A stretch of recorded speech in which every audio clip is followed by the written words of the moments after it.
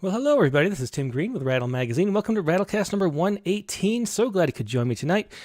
We have a great guest. Ananda Lima is here. She'll be online in about 15 minutes. Before we begin, I should say that Rattle is a publication of the Rattle Foundation, a 501c3 nonprofit working to promote the practice of poetry.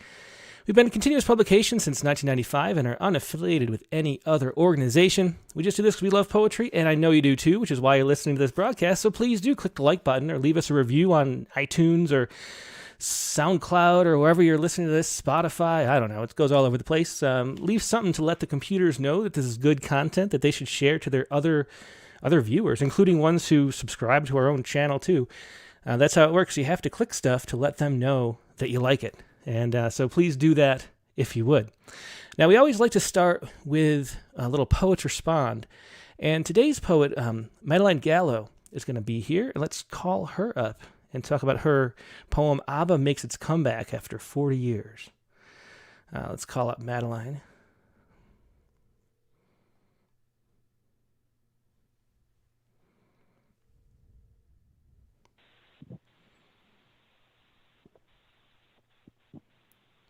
Hey, Madeleine, can you hear me? Hello, can you hear me? I can, yeah, you're live on the air. How are you doing today? I'm good. How are you? I'm great. I'm so glad you could join us to talk about this poem. ABBA Makes Its Comeback After 40 Years. Do you want to start out just by describing a little bit about what inspired the poem and how it came to be? Sure, of course. And thank you for having me. I'm so honored to be here. So for this poem, I wanted to write about two things that are very important to me that just kind of happened to coincide in an interesting way for the timing of this poem. Like many, I was really thrilled to hear that one of my favorite bands of all time, ABBA, was releasing a new album after 40 years without music. And this was really special for me because being a little on the younger side, I never got to experience the release of any of their music when it was new. But in a way, I think that also made the band more special because I got to grow up listening to their entire collection of music with my dad, who introduced me. And now I have this rare opportunity to experience their new album, Voyage, from an adult perspective, which is something I never would have thought I'd get to do when I was younger. So it's pretty amazing. I've had this wonderful time listening to Voyage and discovering how beautiful and timeless these women's voices have remained. And it's really inspired me since I was very young. And so I found it kind of poignant that the album would debut after 40 years, the same week that I passed 40 days without a menstrual cycle, which is something I always worry about. Mm-hmm. Kind of crazy, these little patterns that arise in our personal lives, these combinations of beauty and fear we find and experience. Yeah, it's just weird that the way the world throws things at us and then the associations we make to make poems out of them. Can you explain a little bit about what it is about ABBA in particular that draws you to them at a young age when you were a kid? What was it about them that made you fall in love with their music? Yeah, so my dad introduced me to ABBA. He's a huge ABBA fan. When I was just a little kid, he would drive me to school, me and my sister, on the way to elementary school, and he'd just put in their Best Of album. And we just, listened to all of their songs. And I remember Super Trooper was my favorite at the time. And the chorus, he'd turn it up super, super loud. And we were always excited for that moment. And I was just always so, I admired the two lead singers, the two women of the band so much and was jealous of them at the time, like living this pop star life. I thought was just amazing. I just love everything about the band, to be honest. I'm kind of an ABBA geek. Yeah, well, that's really cool to hear. I mean, what I love about poetry always is the way that it lets you step into someone else's shoes and stuff. Like, I've never been, of course, a 12-year-old ABBA fan growing up, or however old you were then. But for the whole poem, that's what I am, and that's just the amazing thing about poetry is that you get to step inside and feel what it's like to be someone else for a few moments, and you really did that with this poem, I thought. Well, thank you. I really appreciate that, and I'm glad that came through because I know that not everyone is going to be able to relate to the things that I talk about in the poem, the specifics of it, missing a period or being an ABBA fan. But I'm glad that people are able to kind of join me in this journey that at least I had and connect to it in that way, just as I do when I read other people's poems about their own experiences. Yeah, well, why don't you go ahead and read it? I'll put it up on screen for everybody at home. Okay, great. And I'm going to preface this with the fact that I'm not perfect at pronouncing Swedish names. I very much apologize for that, but I'm going to do my best. All right. ABBA makes its comeback after 40 years. The same week, my app tells me it's been over 40 days since my last period. and I'm suddenly prepubescent again, testing whether I can separate Anieta's voice from Frida's while I down cups of pineapple squares, courtesy of Google's top 10 foods to induce periods. Like I'm still 10 years old and desperate jealous over my sister's yellow wrapped pads and scented tampons, failing to heed her warning to enjoy it while it lasts. Instead, wasting my time burning computer keys through PhD level research on how to start early, driven by menstrual envy. Like I'm still the kid rocking to Mamma Mia with her dad, elementary school bound, holding the 4 CDs pressed back to back in their best of album case, glittering like grown-up music. Now it's 15 years later for me, longer for ABBA, and Frida sounds pretty amazing for a woman pushing 76, remarks one anonymous Voyage reviewer, while I'm huffing through crunches on the bathroom floor, then counting digital red dots backward to my last cycle, though I'm already too aware of the number and only a little grateful for the app's nonchalance in telling me. Like it doesn't even matter. Like I haven't long given up on the crunches, feeling, staring, waiting for one ballad to swell into the next, and then punching pause after pause to ward off the big silence when it's all finally finished and there's nothing new to listen for. I remember the MTV videos where Anieta and Frida dazzled in their tall boots and skirts, and I was jealous, just starting to wear chunky denim jackets to middle school stitched together by my mother so I could carry my pads in my pockets. This was before I wore the insides of my ear raw with my buds, listening to Anieta belt what kind of woman she can be, and freezing at every little buckle and rumble inside me, hopeful a cramp might be coming on. Now my best friend and I gush over the resample of SOS in one tab while I explore the trending hashtag periods optional in another until I become a formless shadow seated in the corner stool, dunce-capped, lectured on why blood does not equal woman. I know, but how to be grateful for what is not optional? The absence is the clean tissue or the fortress of pads I build whenever this waiting happens. Like the sheer tower-sized height of my wanting is enough to overflow me. I want the harmonies to continue. Caesuras are scary. One inhaled note bridge too long renders me faithless. You don't want this, said my sister in the backyard once, a red spot stained on her shorts. You don't want this, my father, when the scratch CDs were finally trash can bound. How then to explain this continuous voyage of my wanting? Half the songs I feel like I've already heard, but this is where I seek comfort, this repetition of redo and rediscover. I keep my track list of red dots on repeat, relieved by the howl of women's voices. I want, I want, I want. Madeleine Gallo, thanks so much for joining us and reading that poem. Just a wonderful thing to share. I'm glad you could do it. Well, thank you so much. I'm honored to be here, really. Thank you. Okay, have a good night. You too. Yeah, that was Madeleine Gallo with ABBA Makes Its Comeback After 40 Years. Today's Poets Respond poem.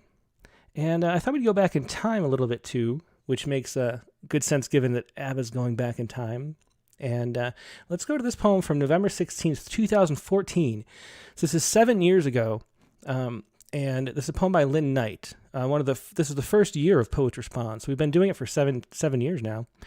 And this is On Hearing of Robin Williams' Diagnosis. And this is one of our favorite poets, Lynne, who was she was the guest on Rattlecast number maybe around 20 somewhere if you want to find her episode. And here she is, though, On Hearing of Robin Williams' Diagnosis. And this was a poem. Robin Williams' death actually was one of the first big news events that we covered with Poets Respond. It was that year in 2014. When he died, I think it was in August or maybe July that summer.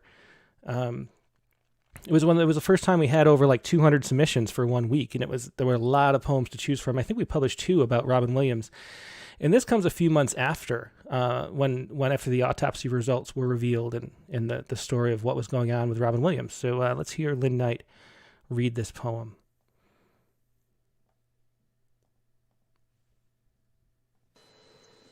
On hearing of Robin Williams' diagnosis. My mother had Lewy body dementia too. a late diagnosis. 8 years of losing all trace of herself, like someone following her shadow into a forest that got deeper and deeper until it became what Thoreau called standing night. Her name was Night, so sometimes I would think of her as standing night, her shadow lost altogether by then, her words, her understanding. So when I heard that Robin Williams had the same ruinous disease, I thought what a generous thing he had done, what a courageous thing, without the help of drugs or alcohol or anyone, not wanting to implicate anyone in his death, in a state where assisted suicide is forbidden. I thought if there were an afterworld where the soul is restored to its original form, my mother would find her way to Robin Williams and tell him he'd done the right thing, the thing she would have done if she'd known all she had coming. But I don't believe the soul continues. The spirit lives on in the hearts of others, so Robin Williams will live as close as it gets to forever. As for my mother, she'd be content to know how much my sister and I miss her, how we still talk to her, how we rely on her wisdom to stand us by on darkest nights. And that was Lynne Knight reading on hearing of Robin Williams' diagnosis. And this was her note, which I'll read too. When my mother was diagnosed with Lewy body dementia in January of 1999, there were only 4 or 5 websites that had any information about it. But now it's recognized as the second most common form of dementia, after Alzheimer's. Because I believe that had my mother known what she had coming, she was diagnosed 4 years into the illness, she would have committed suicide. I was deeply moved by this news about Robin Williams. I'm glad he was able to stop the disease before it turned him into someone not himself. That was Lynne Knight's note on her poem on hearing of Robin Williams' diagnosis. And now let's move on to our featured guest for today. And it's going to be Ananda Lima. And I'll put up a little bit of music on the screen, call her up, and we will be right back.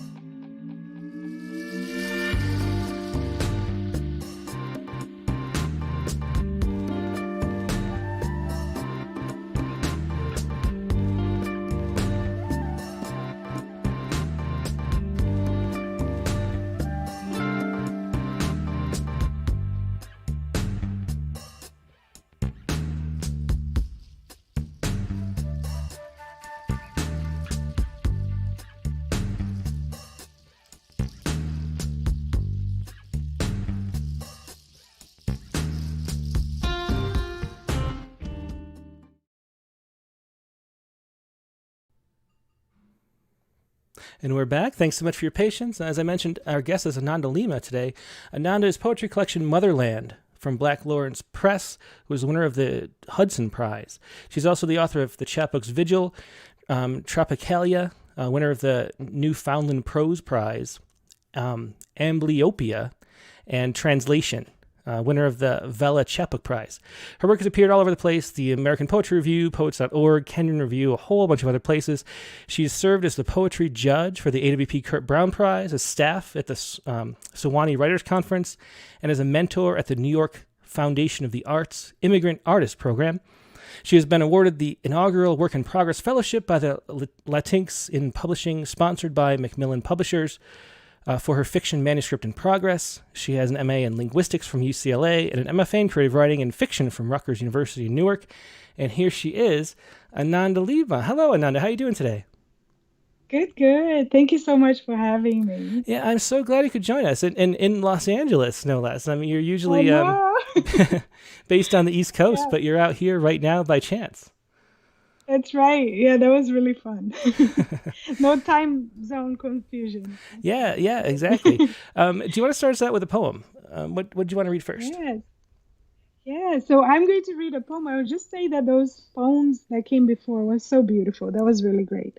Yeah, so I'll start with a poem called Seven American Sentences.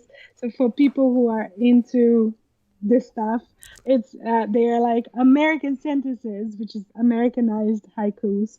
Um, and it's after another poem, 37 haiku by Ashbury, but mine are just seven, and I wrote it in an anniversary of Sandra Bland's death.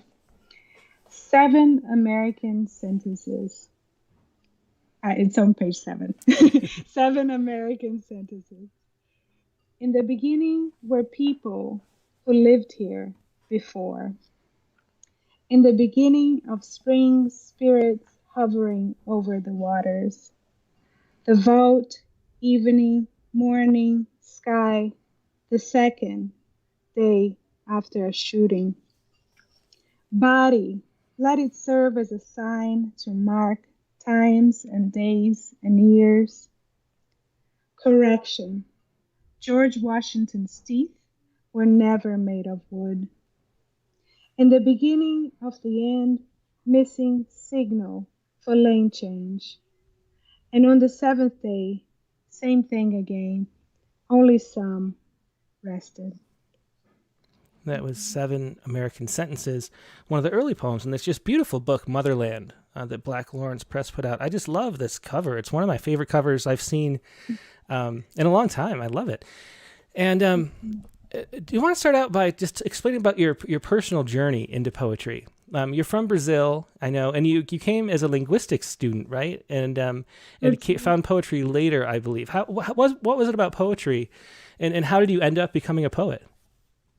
Yeah, so I never sort of thought I'm gonna become a poet. I really did come around sort of on the sides.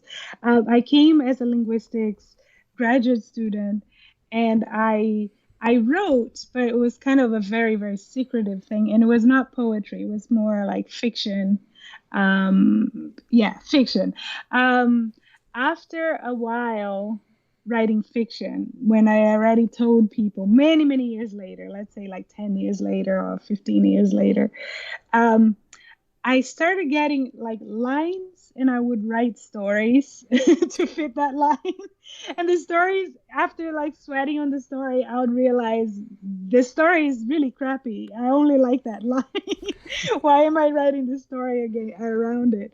So it was a very sort of natural process, and I understood finally that I should just keep it at the lines, and I understood that I was writing poetry, but it took some time to realize that. And I want to talk a little bit about linguistics and what drew you to that, and what that actually is. It's one of those things where it's like this word.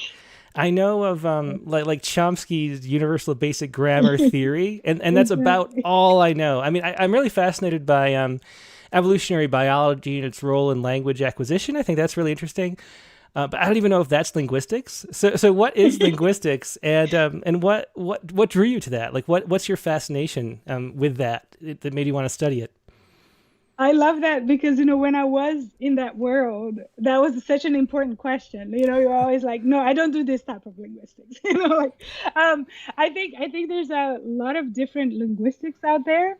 I was doing, all sorts of things.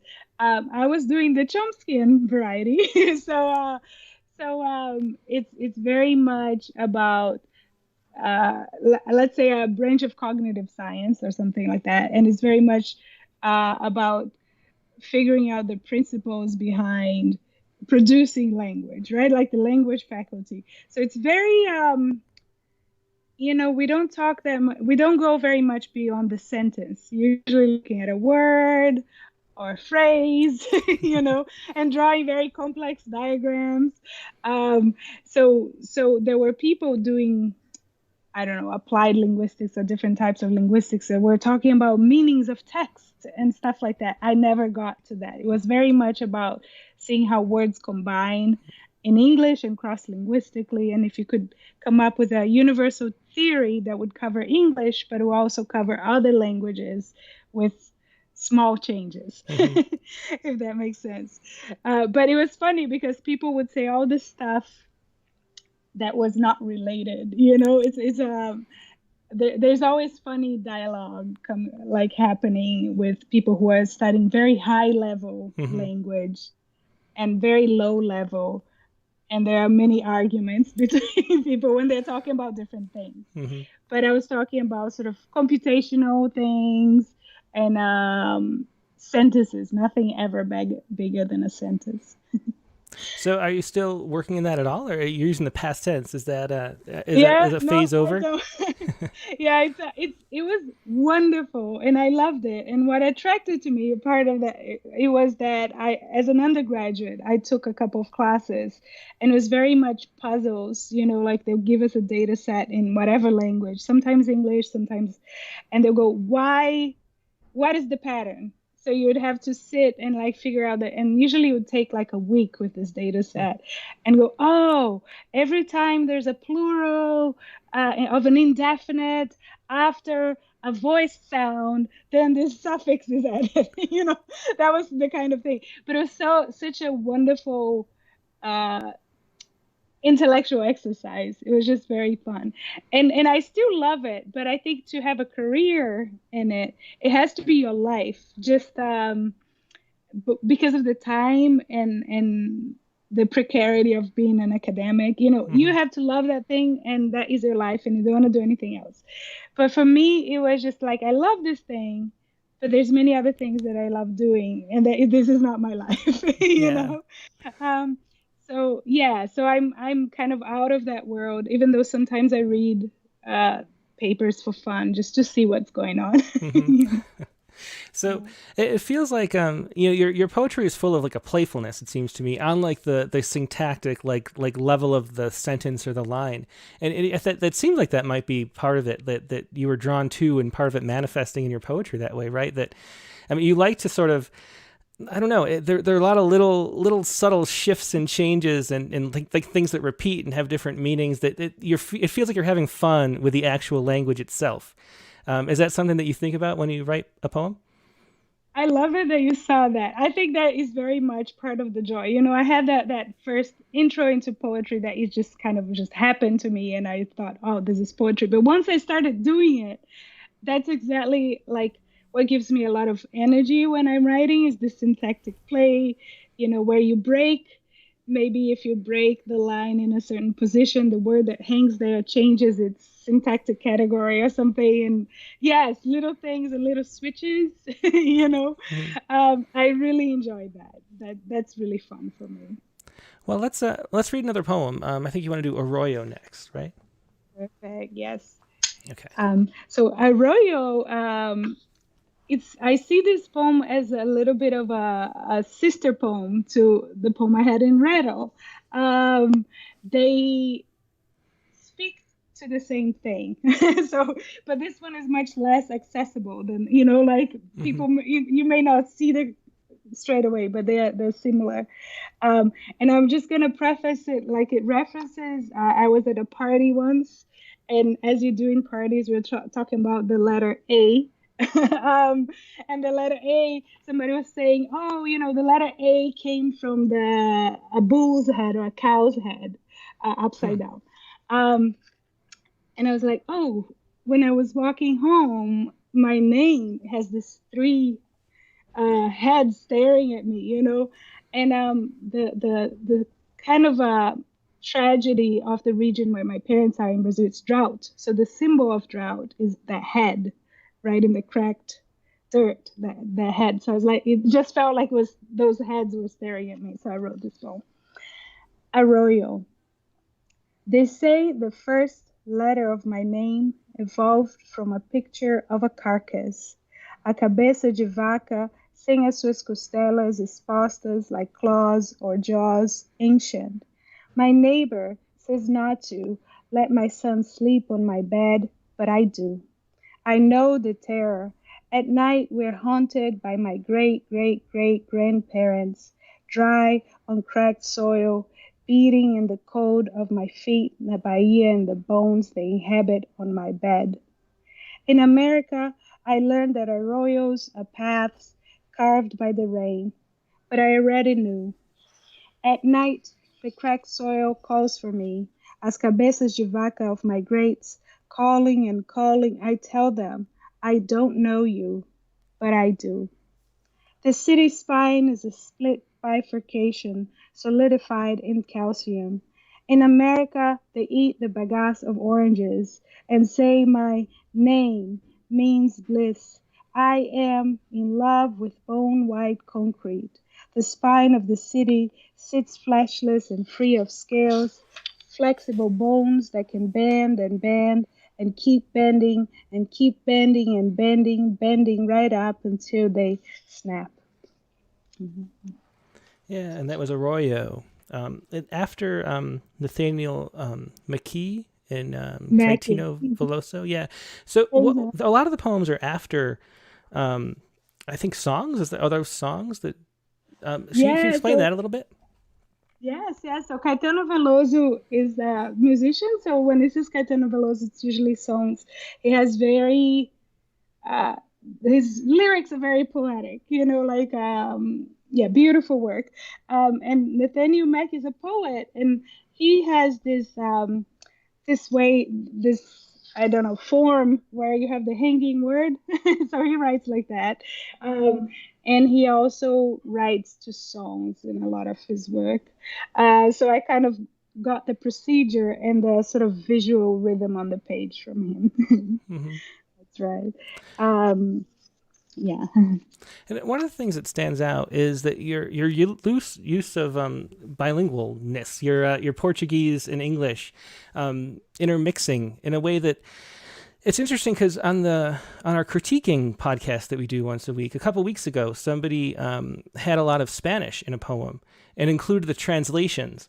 And one of the things, and I showed some examples of how I recommended not even doing that and just letting us sort of enjoy the convergence or something, or the way that the two like mold together, and letting readers be, I don't know, a little bit lost, but lost in like a good way or something. That's how it feels reading these poems. Like, I know a little bit of Spanish, so a lot of the words are similar in Portuguese, so I can kind of notice some of them and others not, and you can look up some if they're really important, and you can let them flow through you if not.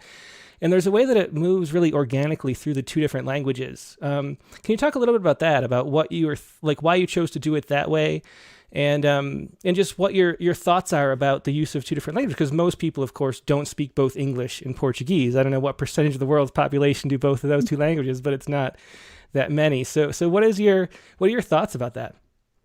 I love your description of it, because this is very much part of what I wanted, to give something. But so there's a couple of things. There's a high level kind of thought, and then there's just the fun of doing it. So at a high level, I know that being like an immigrant here that came as an adult, right? So I didn't grow up here. And also I lived many different places. So I'm often very lost when people make references. I'm like, I have no idea what this person's talking about. And I think it's not just an immigrant experience. It's anywhere where you don't have the background. Like if you're like maybe a first generation college person or whatever. So I'm often like enjoying these conversations, and like I fill in the gaps and use context or whatever. And it also happens in reading, like you're reading something and there's something you don't understand, and sometimes you look it up, sometimes you don't. So I think I wanted to give that experience to people. I really love that experience. I enjoy it. I think that's part of why I go. I always travel, I enjoy that lost in a good way, and I wanted that experience to be part of some of the poems. And it's also very natural for my brain, right? Like, because I have both alive in my brain. But in a more micro level, like when it came to doing it, it became a thing that was very fun in a similar way, like of playing with the syntax, and there were so many things to play with. That it was very fun. So then it became a project of thinking of ways where the Portuguese could exist with the English in a way that was interesting and in a way that varied how much they resist or how much they help each other. And it varied in what I give the reader. So sometimes I give a little bit of more of a sonic thing. And I also love imagining that people who may speak Italian or Spanish, and also even English, you see the cognates there and it gives you an idea. And some poems I do it differently. So like I use some repeating forms like a pentune, and I will put a kind of translation on the line where you expect repetition. But what happened is I was translating a Brazilian poet at the time, and it was really lovely because I love her work. But I really wanted the poem to be as similar to her poem in whatever sense as possible. So when I translated, I would be thinking, well, wouldn't it be great if I could do this here, But I didn't do it for her, but I did it for me. So I never sort of committed to make a faithful translation. I just did all the fun things that I can't do in a regular translation. So it was really fun to do. Yeah, well, it's so nice to hear you use the words fun and play so much, because that's what it seems like you're doing in these books. I mean, all your poems, they're serious topics, but then you're playing with the language, and it just feels fun as you're doing it. Like the joy that you have in writing kind of comes across. I think it's the strongest thing that comes across on the page is just how much you enjoy playing with the poems. Let's hear the next one. What do you, I think Line was next, the one from Rattle. That's right. Yeah. That's right. So Line was in Rattle. Thank you so much. And I think this poem is one, like, thematically, it captures so much of the book. So this is kind of my introductory poem for the book. And Line. I inherited from my mother the knobbly joints and square ends of my fingers. From my father, I got the habit of biting my nails. Their shortness, the frayed missing skin, had never bothered me. But now I have a son, and he has begun to bite too. In America, I learned that I can snap a rubber band against my wrist each time my hand reaches up towards the mouth. On the back of my hand, the rubber band disappears into the color of my skin. But when I turn and face the inner side, it is a clear division of my body.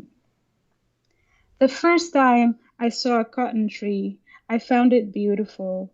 The cotton, so white in its brown cradle, so soft against the square tips of my fingers. I squeezed the dead flower around it and felt joy from hearing it crackle. As children, we had cups full of sugar cane. We chewed on it and spit out the bagasse. Toothless men ran the knobbly stalks through a machine. The juice trickled into our glasses, and the flat piece that came out on the other side was put through it again until everything was gone. The dry split stalk thrown into a pile, limp like blonde hair. When I first arrived in America, I didn't understand what people meant when they said with an American accent that they were Irish or Italian or French. Now that I understand, I asked my mother for a family tree. She said she had never thought of such things, and she wouldn't know much past her grandmother's first name. So what I have is my memory of the faces of my relatives and my own. When I first arrived in America, all I could see was beauty. The snow, fine like sugar, white like cotton. But now the beauty, the land, the tired metaphors just make me sad. Before I left for America, I saw an individual in the mirror. But today I see my father, my mother, my brothers, my son, and a man missing skin from tears on his back, and the man who did it. When I looked this morning, I tugged on my rubber band so hard that it broke. And that was Line from Motherland, Ananda's newest book. And there's a great example of this kind of layering that you do that what was that line? Where you say, when I first arrived in America, all I could see was beauty, the snow fine like sugar, white like cotton. And that you pick those two words, of course, means something to the context of the poem, that it comes up later. And you do that other times too. Throughout the book, it's a really common thing that you do, have these really subtle references to different layers, just in the word choices that you make. Like the other poem that we published, we might read at the end here, When They Come For Us on the 7 Train, has underground and railroad, like in two separate spots on the line, not together, but like, so you like hear it in the back, like subconsciously in your mind, as it sort of takes a similar, turn in that type direction. So I'm just really curious how those kind of things come out in the poetry for you, like in the process of writing. What I'm always fascinated by is the way that subconscious sort of like pulls up stuff that you don't know what you're really thinking about, and then you do, and that's like the magic of poetry. Is that what the process is like for you? Like, do you know what you're writing while you write it, or do you surprise yourself throughout these poems? Very much surprised myself. Yeah. So this is great. I think a lot of times I see it after the fact. I was like, oh, after I wrote it, I'm like, yes, that is what I was after, Mm-hmm. But it's usually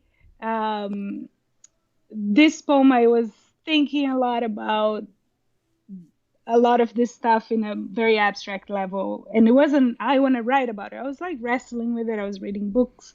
I had read that homecoming, I think I forgot who it was by, but anyways, it had a lot of this very long lineage. It was for America, the book, but it was, I just really thought about Brazilian history as well. So I was wrestling with that, and I knew I wanted to write something, but it's when you start writing, oh, okay, I see what's going on here. Often I don't have any of this stuff before I write the first draft. Sometimes I have a line or something, but very often the line is not, it doesn't make it, or, Mm-hmm. Yeah, so it's as you said, like the subconscious, you're working on it, but they're not on the poem yet. It's just Mm-hmm. the thing that will generate the poem.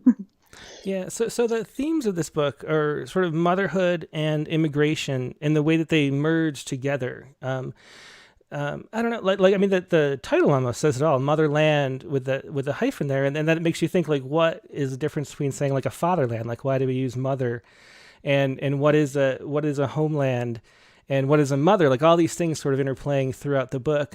How did you like what were you trying like how did you know what the construction of the book was going to be? Like when did you know that this was the topic that you were sort of mulling over, and how did the title come about, and how did the themes merge together? Right. So I think as people sometimes say about first collections, I was just writing poems for a long time, and then I had a lot of poems, and then I was trying out different uh, possible boundaries for that thing. Mm-hmm. But at some point, um, I think the motherhood and the immigration poems were just very frequent. And I think the pull those topics were having in my life at the time were very strong. And Mm-hmm. I realized that because I also write fiction, but my fiction is not about these things. So I realized that I was sort of working on the book on that. But it took me a long time to find like a center of gravity for the book. So I had like this blob of many poems, and I think in my case, I was going for a manuscript, but when I did a chapbook, that really helped me Mm-hmm. because then I understood, because it was very focused, and then I understood that that was kind of a center, that the chapbook wasn't the collection, but that I centered around there and it sort of expand the boundary, and that really helped me. I think by the time the chapbook was out, I kind of then knew what I was doing, and where things would belong in the book or not belong on this book.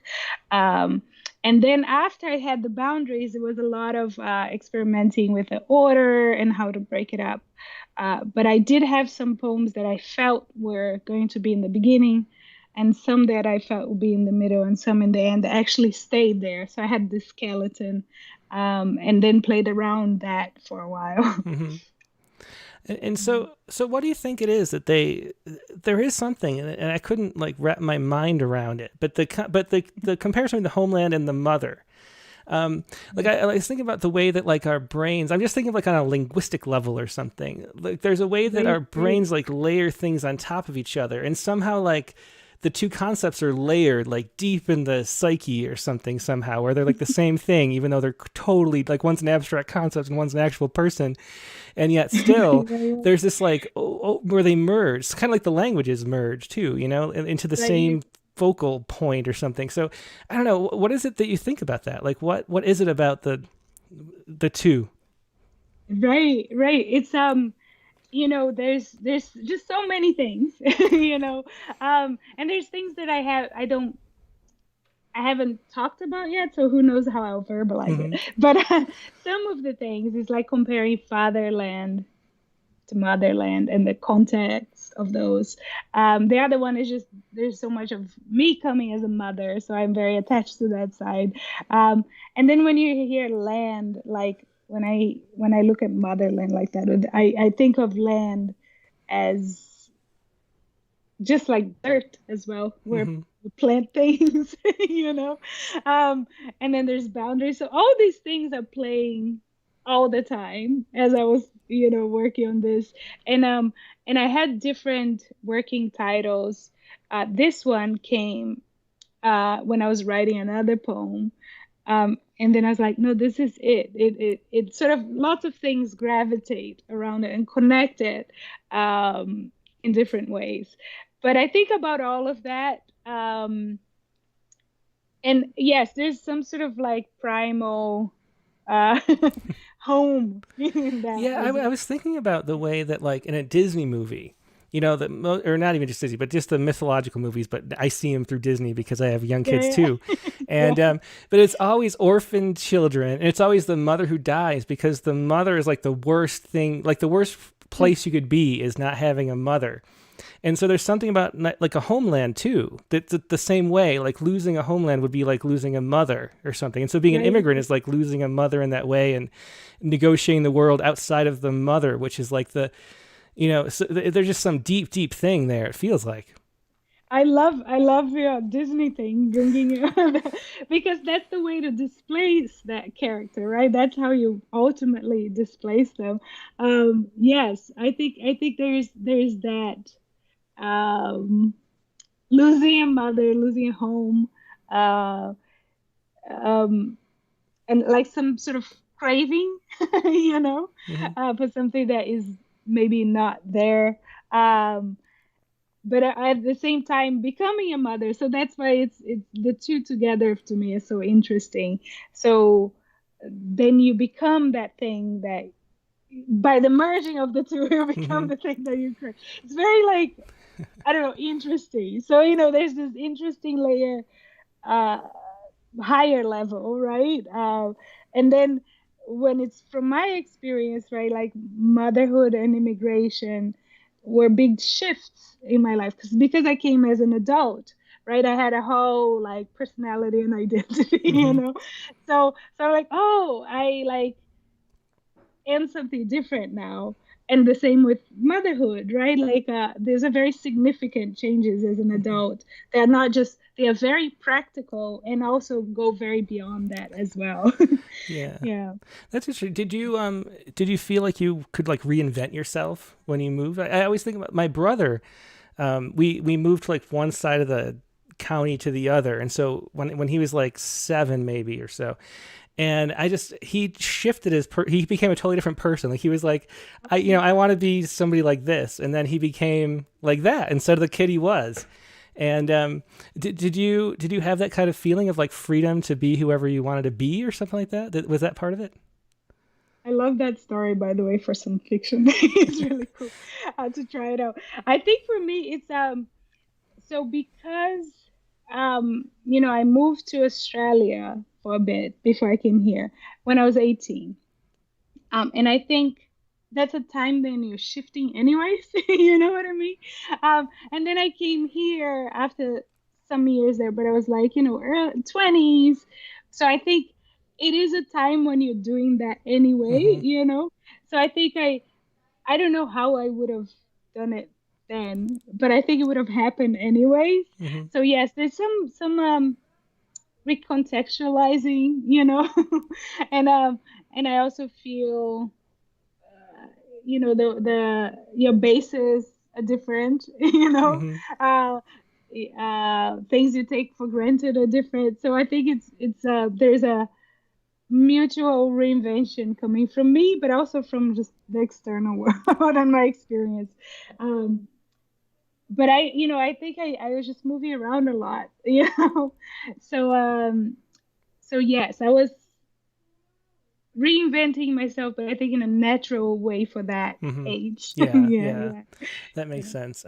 So I should say, if anybody has any questions for Ananda, I monitor the chat windows on both Facebook and YouTube, but not Twitter. So find Facebook and YouTube and leave a comment there if you'd like to pass along a question. Let's hear the next poem, which I think is Meet or Me At. There you go.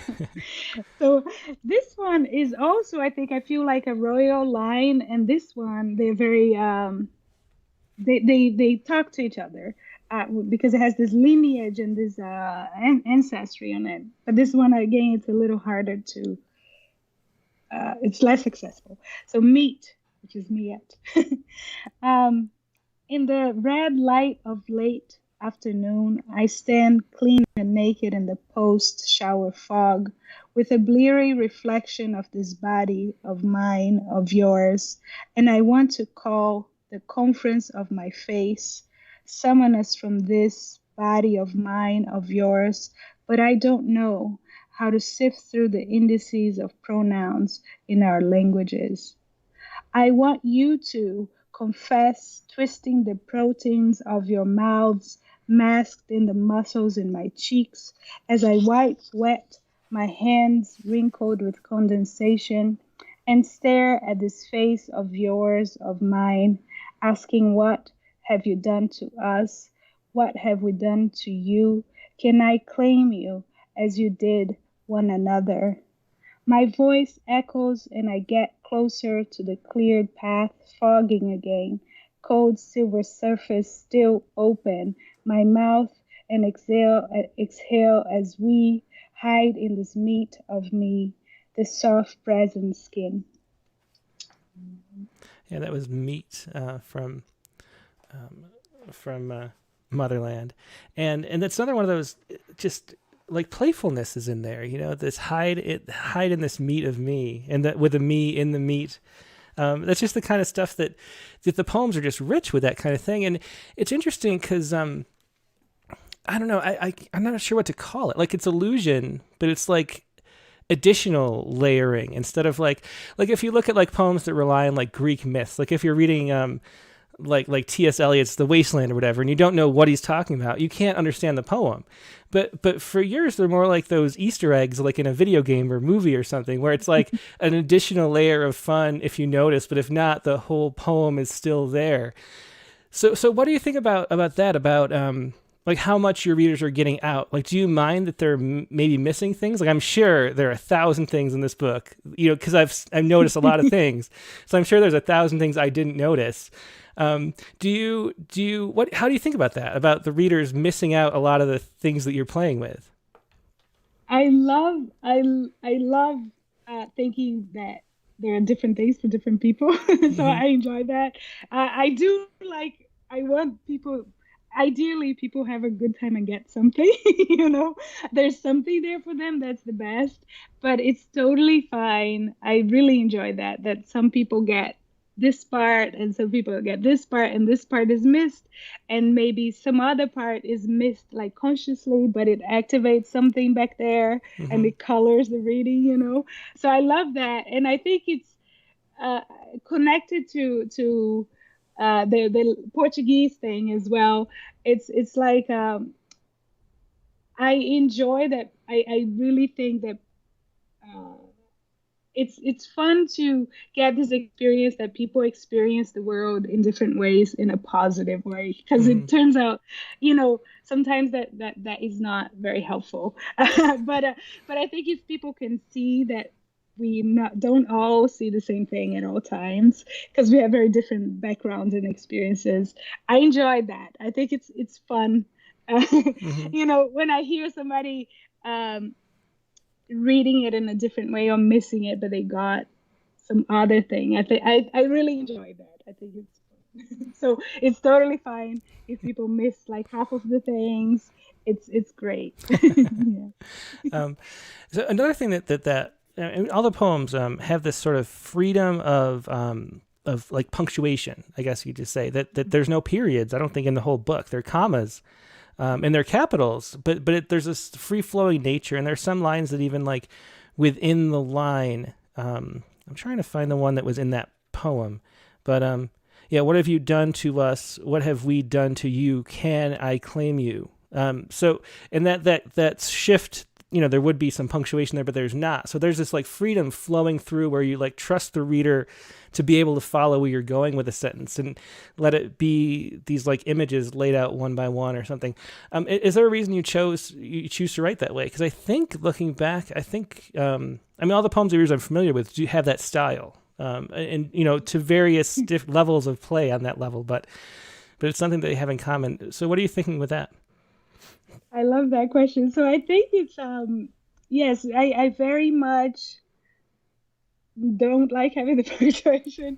I think it allows me to do a lot of that play and reconstruction of the syntax. So once I start putting the punctuation, it closes a lot of things that I want to echo. And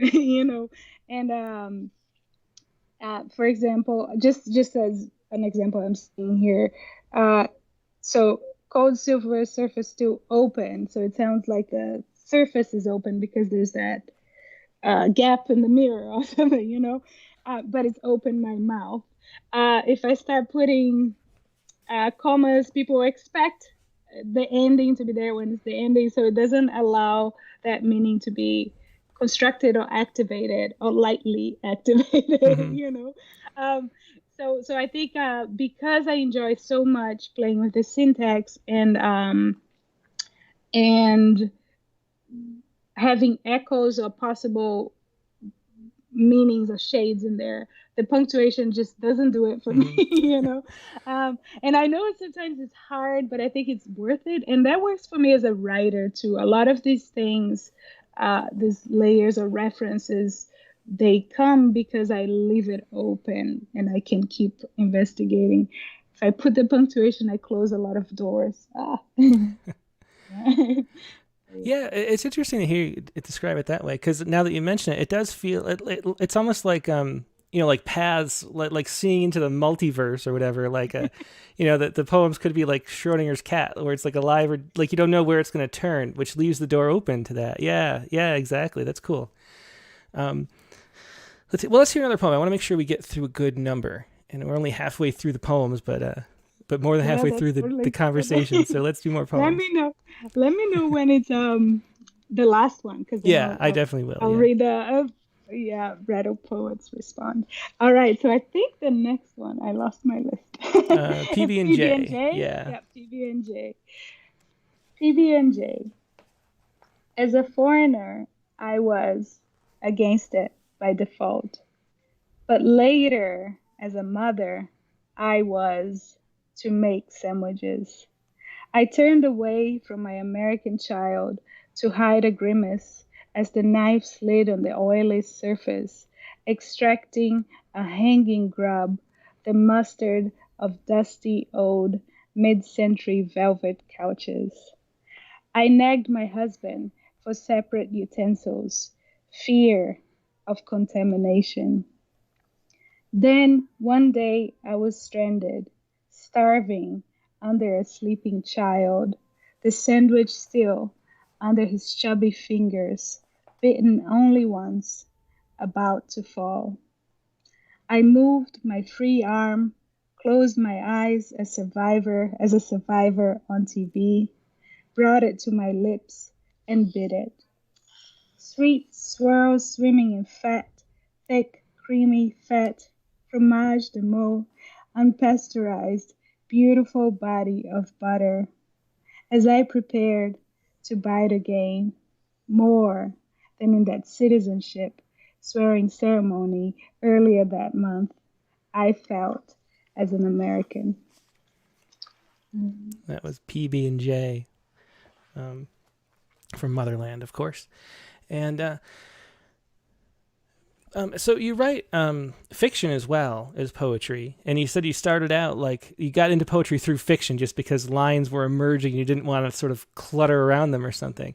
But so why this book in poetry and not fiction? And how do you like compartmentalize the two as a writer? Like how do you know like, oh, I'm going to write a story here versus a poem? Like do you plan out ahead of time, or do you just journal and then it goes one way or the other? And what are the difference between the two for you is how you conceive of it? Right. So in the very beginning of like my poetry life, I got them confused, but now I think it feels very different, and it's a very not deliberate process. It kind of just happens. But I tend to like this book when it's things that are like sort of close to my experience in a direct way. Poetry seems to be better, especially if it's complicated stuff, or if it's many things at once. And I think it's like punctuation, right? Fiction is a bit more closed, and you have to make things very explicit, which makes it more closed. So for this book, I wanted to talk about this very sort of significant parenting moments or whatever, but also this very big topics of history or the tension that was happening with immigration. And I wanted them to be a part of the same thing. And I wanted it not to be a sort of reductive approach. So I think those things that we were talking about, that openness of poetry, of having the multiverse, and, like being able to use the space and the sparseness of poetry to allow it to connect to all these things without you having to say everything.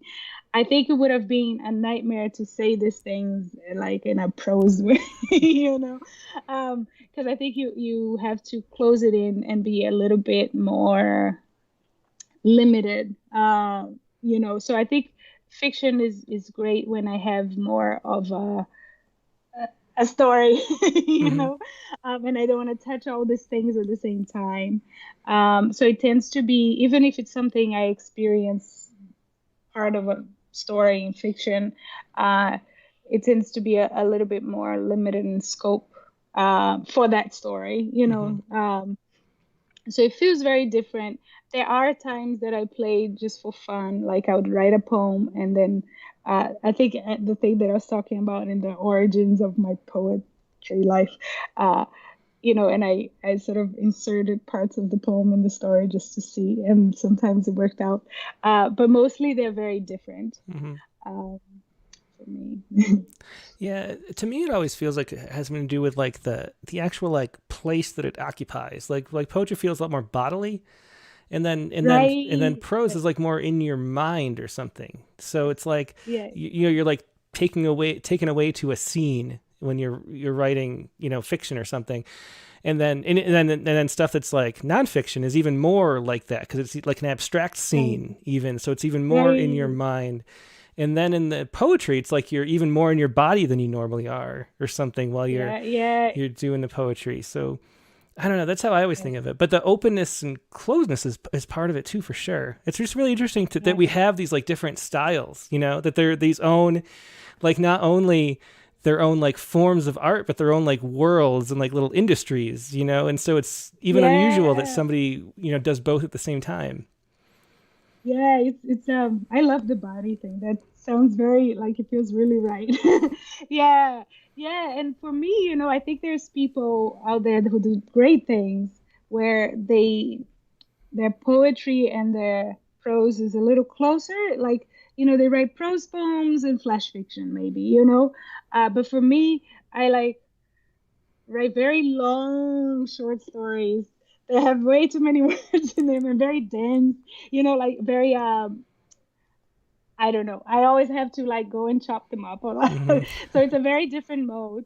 And I think also the thing of making decisions, like in fiction, sometimes I make decisions. I'm like, okay, this is gonna happen. Much less so in poetry. Poetry, I'm sort of letting it happen in the body, in fiction, I write a lot without knowing where I'm going, but many times in a story I'm like, okay, something like this has to happen now, let me make it happen. Hmm. That doesn't happen as much in poetry for me. Well, let's hear the next poem. Photograph of water as a mass noun. Perfect. So, photograph of water as a mass now. Learning to expose a photograph leads to waterfalls. The effect of the shutter speed easily detectable. Slow it down for the camera's translation of motion into static, liquid to silk to vapor. Dragging the shutter gives the water about to reach the rock and the water on top of it and the water just plunged over, time to come together into a single frame. Outside the photograph, water keeps coming down, dark floating on top of more of itself, white foam as it splashes, gelatinous and transparent on top of flat rock, slithering down paths carved by its antecedents, roaring as it beats against boulders. And it falls, and it keeps falling when I place a cap over my lens, walk down the mountain, put a kettle to boil, and drink as I look at the photographs on my screen, and it keeps falling as I fall asleep. There's a photograph of water as a mass noun. And that's a good segue to another thing I wanted to ask about, which is that you're a photographer too. And so do you that poem makes it seem like you work with a film too. Yeah, yeah. Well, I did a little bit of film, Mhm. just like as an experimental thing, but I do a lot of digital. Yeah, yeah, So what yeah. is it that draws you to photography in particular? What is it? Is it something similar that what draws you to poetry? I think it's very similar, and photography came to me before everything. People knew I did photography much before they knew I wrote anything. Hmm. So I think there's maybe some sort of a continuum with photography, poetry, and fiction. Not It doesn't work for everything, but with the nonverbal, right? Like so a photograph is sort of a like one frame, and it's saying and moving a lot of things, but it's not using words. And I think poetry uses nonverbal things like the line break, for example, right? So the line break can do a lot of stuff, but it's not a word or punctuation or anything. um, so I think there's something in common there with,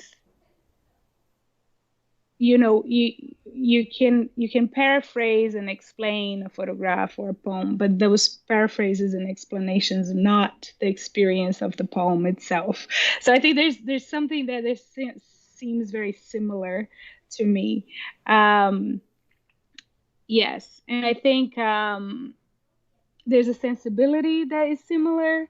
So yes, I think there's something there with the poetry that is not so much with the prose. Well, I think we have time for like two more poems with like a little bit more discussion in the middle. So how about the second to last one? Perfect. Let me do, what was it? Mother tongue. My thing Mother tongue, disappeared. yeah. Mother tongue. All right. So this poem plays with inversion of the dates in American dates. Um, and I wrote it at November 9th, 2016. So that was like right at the election results. Um, Mother tongue. To deal with American dates, my strategy was to tell myself to do the opposite of what I thought I should do. This used to work, but now I no longer remember what I felt so strongly about. So I'm caught not knowing for certain the day I was born, switching my birthday from June to August, one of 2 months when the temperature is right, the other one being July, when I was once certain my mother was born. But now I am not sure of its other date. I am more sure of its other date, though I still don't know if the proper way to say it is July 4th or the 4th of July.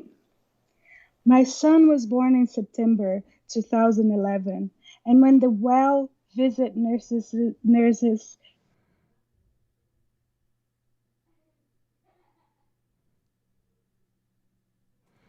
I always have to stop myself from saying 9/11. My son does not in any other way remind me of 9/11. That day sad but seen from afar on a screen didn't belong to us then. The two of us then one, not in America, not a person yet, neither that for those who count as a person not born here, nor for those who count as person, something not born. But now we can't escape its imprint, the proximity of those digits, even if out of order or in the correct order, I can't tell anymore. My son doesn't know yet how dates work. He barely understands the days of the week. I try to make him say them in Portuguese like I do, with all the words I can still remember, hoping for gains by attrition. But today, because I didn't know what to say, but still wanted him to understand me, because I was afraid for him speaking anything other than the unofficial official language of this land, which is not my land, despite the claims it makes in song, I gave in and spoke to him in my broken version of his language. That was Mother Tongue, a very central poem to Motherland. And sorry for everybody at home, the call dropped for a few seconds. So you missed a few lines. I'm sorry about that. But if it happens again, we'll just switch to audio for a little bit. But I think it's fine. It's weird. I don't know what happened. But anyway, so one thing I'm always curious about is just what the state of poetry is in other countries. So since you grew up in Brazil, and I think you've translated some Brazilian poets, right? So what is it like? Because I feel like we're in this. You're always in a bubble wherever you are, and like you think of it like other places are like you are, but poetry is so institutionalized here. What is it like in Brazil? Like what? How much is taught in schools? Like how many poets are there publishing books? Are there a lot of presses? Are there like readings? And what is it like there as you were growing up? Like how much exposure did you have, and how is it different here? Like what the comparison between the two, how we treat poetry is what I'm curious about.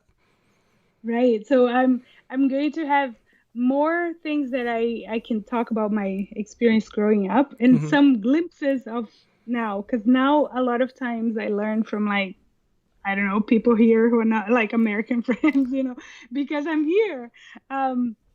And what happens too is the people I know there, they're not writers or like it's like my family. Nobody knows what the scene is there. So I learned through like people here that I met here. But growing up, everybody sort of learned very sort of classic poems. It was seen as important and something important and like respected, but we mostly learned a couple of contemporary people, a lot of sort of classic people. We also learned from back like in the very beginning of Brazil, as Brazil. But also we had exposure to these concrete poets and modern art week. So we also had some exposures like from the 20s to the 60s, and there were a lot of very fun poems, 60s, 70s. So we there was a lot of sort of concrete poems and poems that had shapes, but very, I think, clever ones. They were not like silly, and we also had a lot of, there's one that is drink Coca-Cola written in different fonts and missing Oh different yeah. bits. Mhm. So, we got exposure to a lot of things that were kind of like also interesting and intriguing and fun, Mhm. but not so much like super contemporary people. So it wasn't so open, and maybe it was similar here. I don't know. But now I feel like uh, I think social media and YouTube in Brazil is a whole different world. Mhm. It's kind of like here on steroids or something. It's like a lot happening. Uh-huh. So I feel like here there's sort of an opening of people doing their own thing and small things.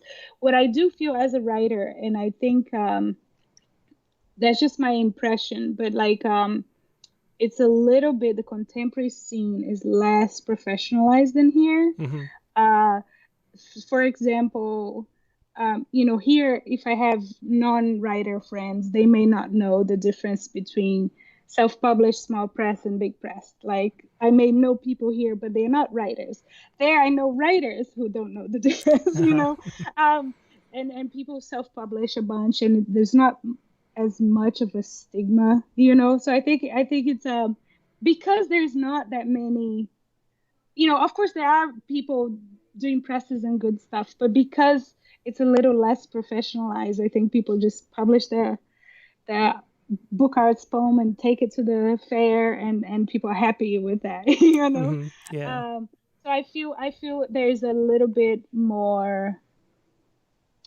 less of the structure. There is a structure, but there's a lot of work being done outside of the structure. Yeah, yeah. Mhm. There's a question that goes along with this from Dick Westheimer, who asks, "Is Eduardo Galeano one of the ones who was taught?" In quotes, his works are so radical, at least to my ears. Right. So it's hard for me to think if I was taught, but I do think so. Mm-hmm. Yes. I think, what it would be like we would be taught like one poem or two. Yeah. Um, but yes, I think that's some of the like very interesting stuff that came through as well.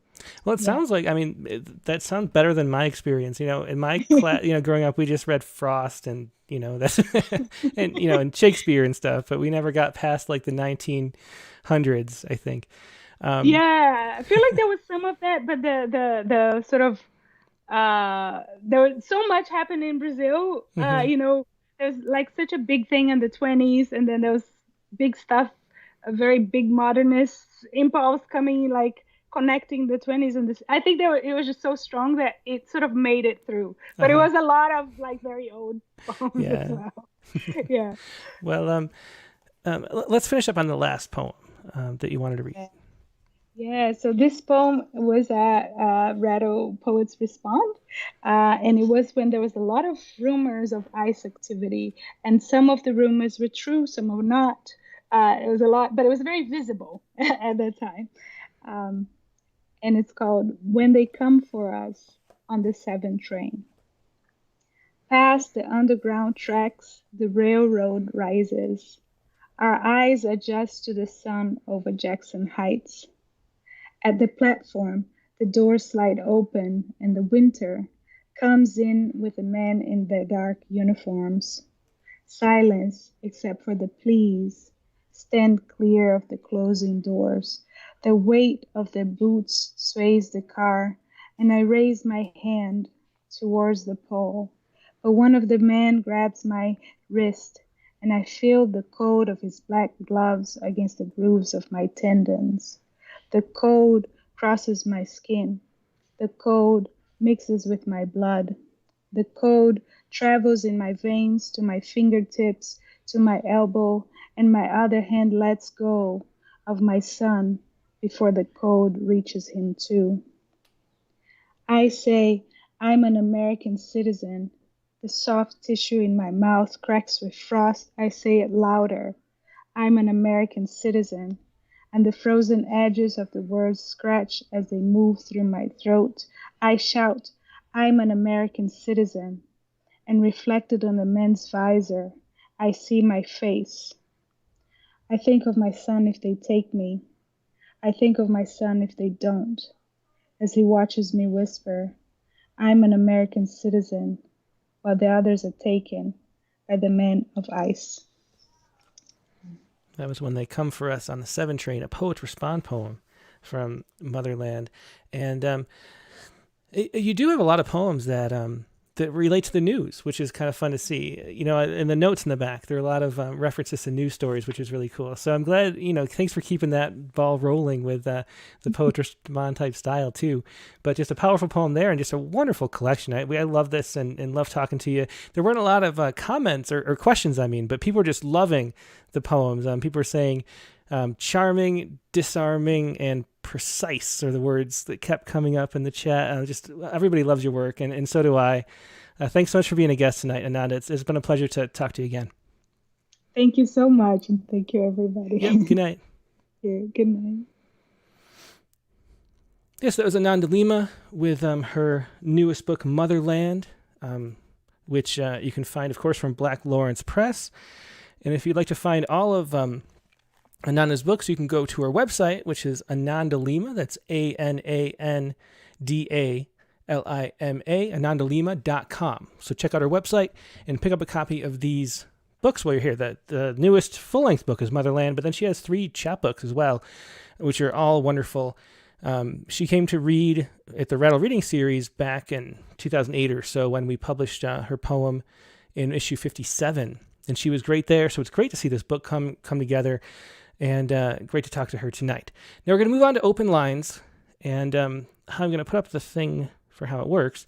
So how open lines works is that you email your poem right now to openmic, that's openmic at rattle.com, then pick one or the other, either call in over the phone at 818-850-7727, and that is 818-850-7727. Just let it ring a few times and then hang up.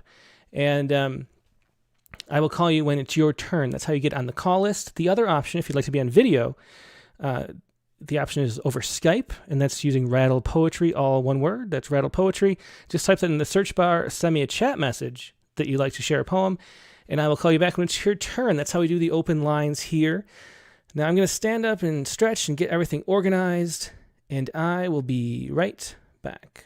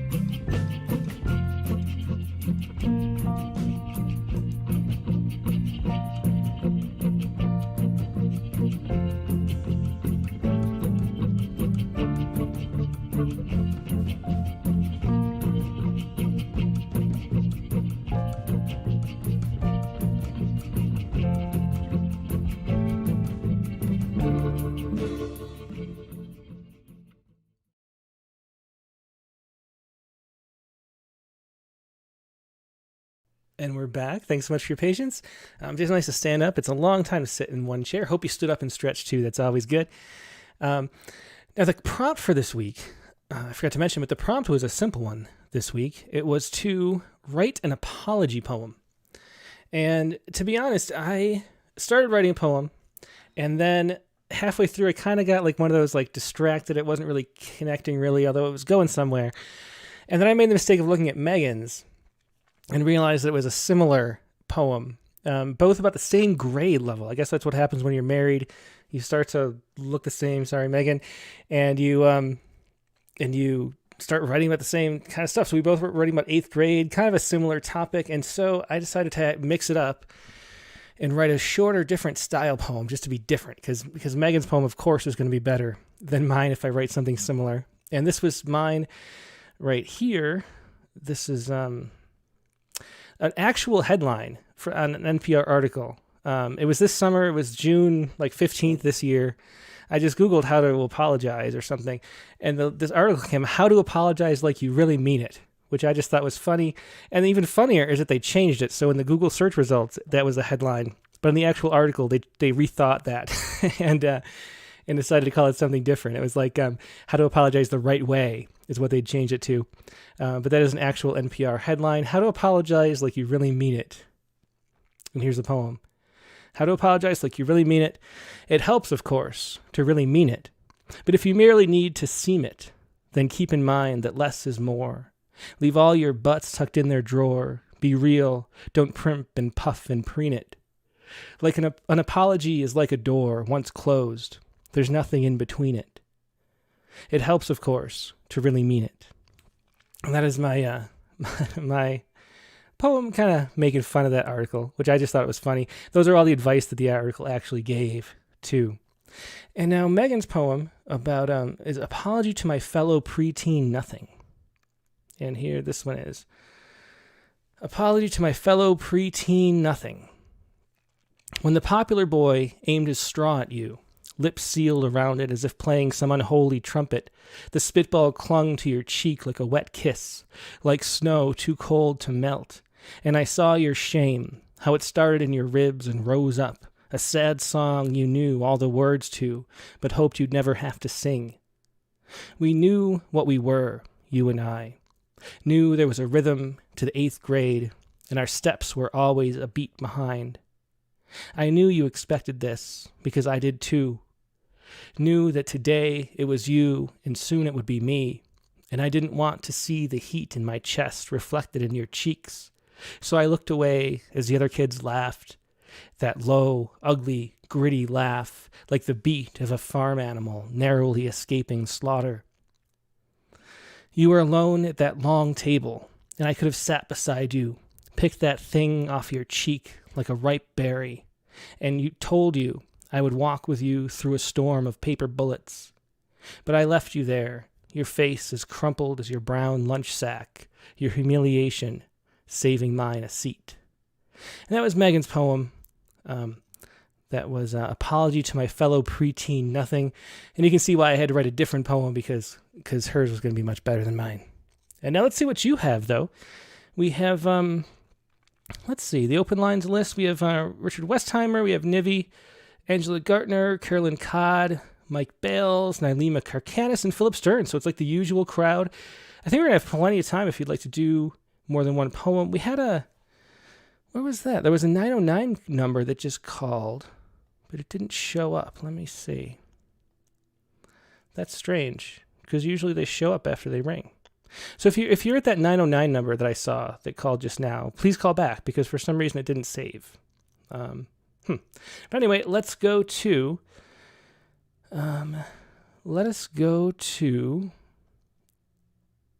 Philip Stern first.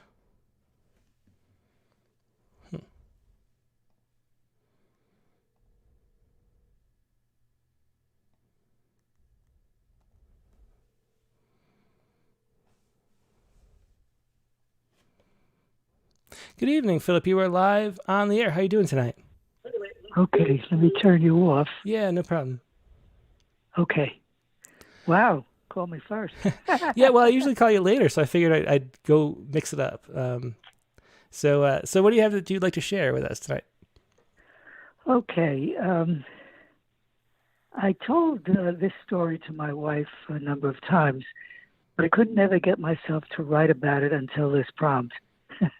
I even put off writing it all week until this morning, but it also may be my first prose poem. I don't know. It's called Apologies.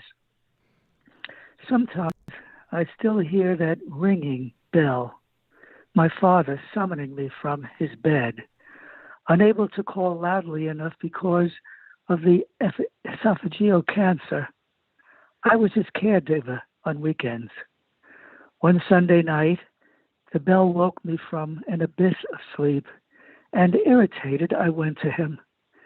The feeding port to his stomach looked okay. He stared at me, confused. He did not know why he rang the bell. I spoke sharply. "Why did you wake me?" Eyes down, he whispered, "Sorry, sorry." Next day in the afternoon, his daily aide from cancer care called. telling me he was gone. Once in a while, in dreams and awake, the bell and my words to him come back to me, and in sorrow my heart says, Dad, I'm sorry, sorry, so sorry. A very touching poem. Thanks so much for sharing that, Phil. That was Apologies by Philip Stern. Thanks, Philip. It's always a pleasure. Thank you. You too. Bye. Yeah, it was Philip Stern with Apologies. And I'm going to go in like reverse order of the call list tonight. And next up we'll do Ananda Lima. Ananda Lima Kirkanis, that is.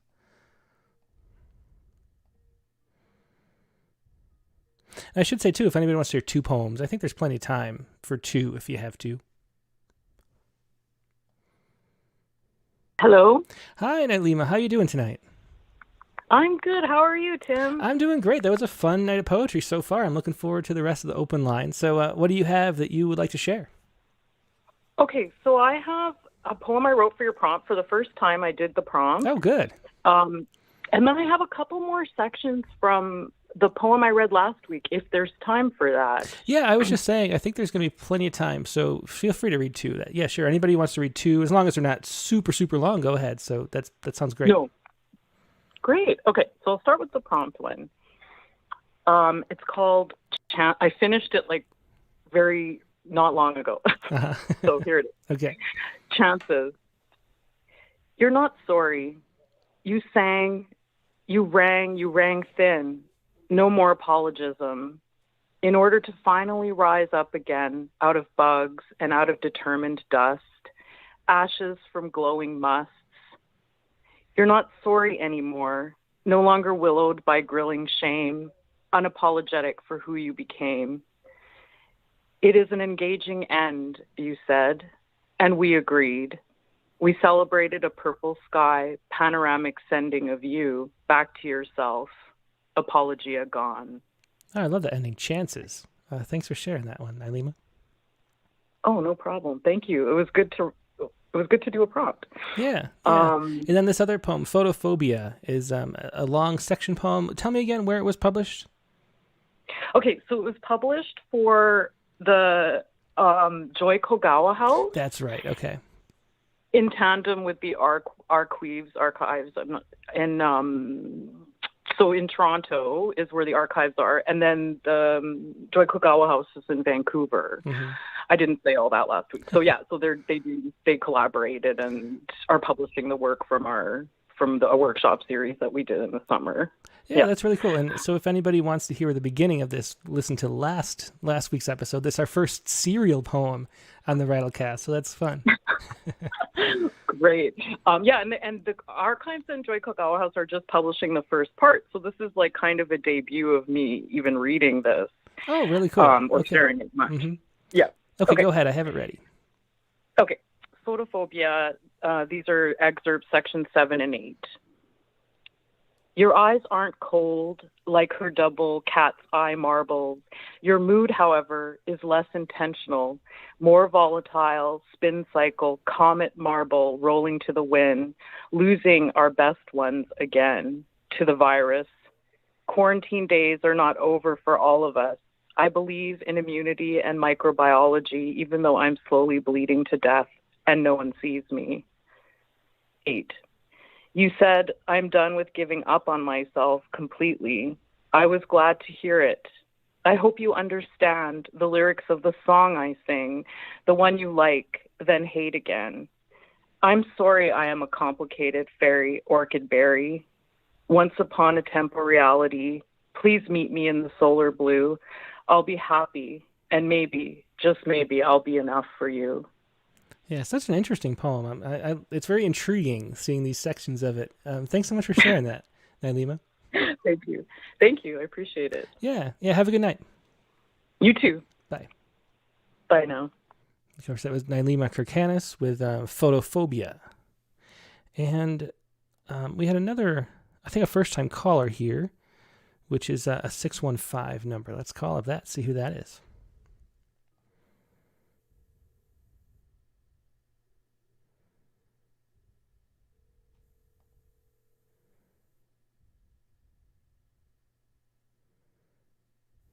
Hello? Hey, this is Tim with Rattle, and you are live on the air. Did you want to share a poem? Yeah, great. That's apologia for contributing to the big data police state. Yeah. Ah, cool. And so this is Andrew Dillon. Yeah, thank you very much. Yeah, so glad. Where are you calling from, Andrew? It's first time caller, which is always fun. Yeah, so I live in Nashville, but I'm actually in Louisville. I'm working on a writing project right now, and I'm trying to kind of wrap. It's like a manuscript, but I'm building it as a website, so it's I made it as complicated on myself as I could. Oh, that's really interesting. So is it like a hypertext kind of thing where you move through different sections of it at different I don't know, rates or something? I'm curious about that. What would it be like on a website? Yeah, so it's built like similar to a website. So I use a platform called Jekyll, which is a static site generator. And professionally, I'm a technical writer, so I was familiar with this sort of platform. And there's a popular tech writer named Tom Johnson who made a theme available. So basically, I just downloaded his theme, and I was able to plug in my poems and kind of like my vision. So it's like, I'm calling it a book site, but yeah, it navigates like a website, and there's media, and there's like links to related poems. And so it's not like a PDF. It's more freely navigable than that's really interesting. Like an ebook you'd think something. After, I don't know how long the internet's been around, 25, 30 years, you'd think that more people would do stuff like that and experiment with it. But we kind of like the old ways of doing things, I guess, don't we? Yeah, it's been a fun project, but it's taken me a long time because I've never built a website before, and but it's really coming together, and it's honestly almost done, and I'm really happy. Well, very cool. Well, let's hear this. This is Apologia for Contributing to the Big Data Police State. And is there anything else you want to say about the poem before you start reading it? Sure. It's so I wasn't here last week, so I saw the prompt was an apology poem.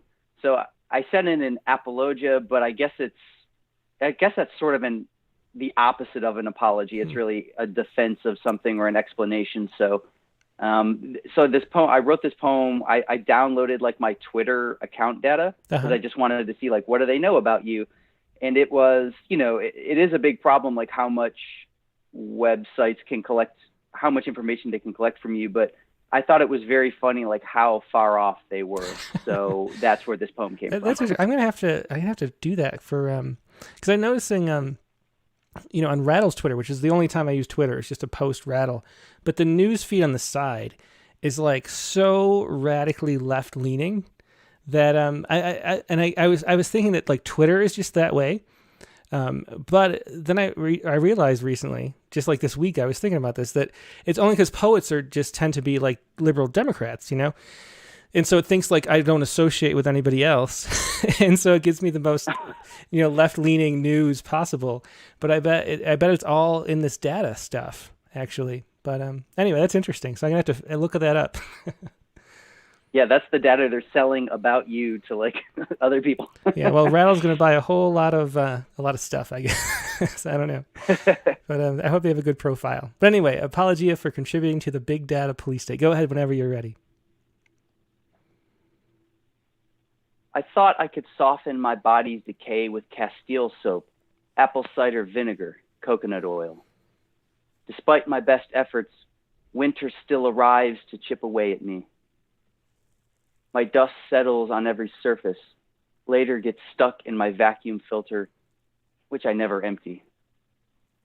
Other filters I'm caught up in include dishwasher, kitchen sink, debt industrial complex, Twitter cookies, through which I have been reliably labeled as between 13 and 54 years of age, German-speaking, and interested in the following selected items: ballet, Cats 2019, college football, college game day, college football, Dan Bongino, entertainment franchises, entertainment industry, entertainment news, famous comedians, Hillary Clinton, Iowa, Jonathan Swan, knitting, La Reine de Neige, translated from the German, live college football. Nathan Peterman, oh, is Jack Dorsey a fucking Patriots fan?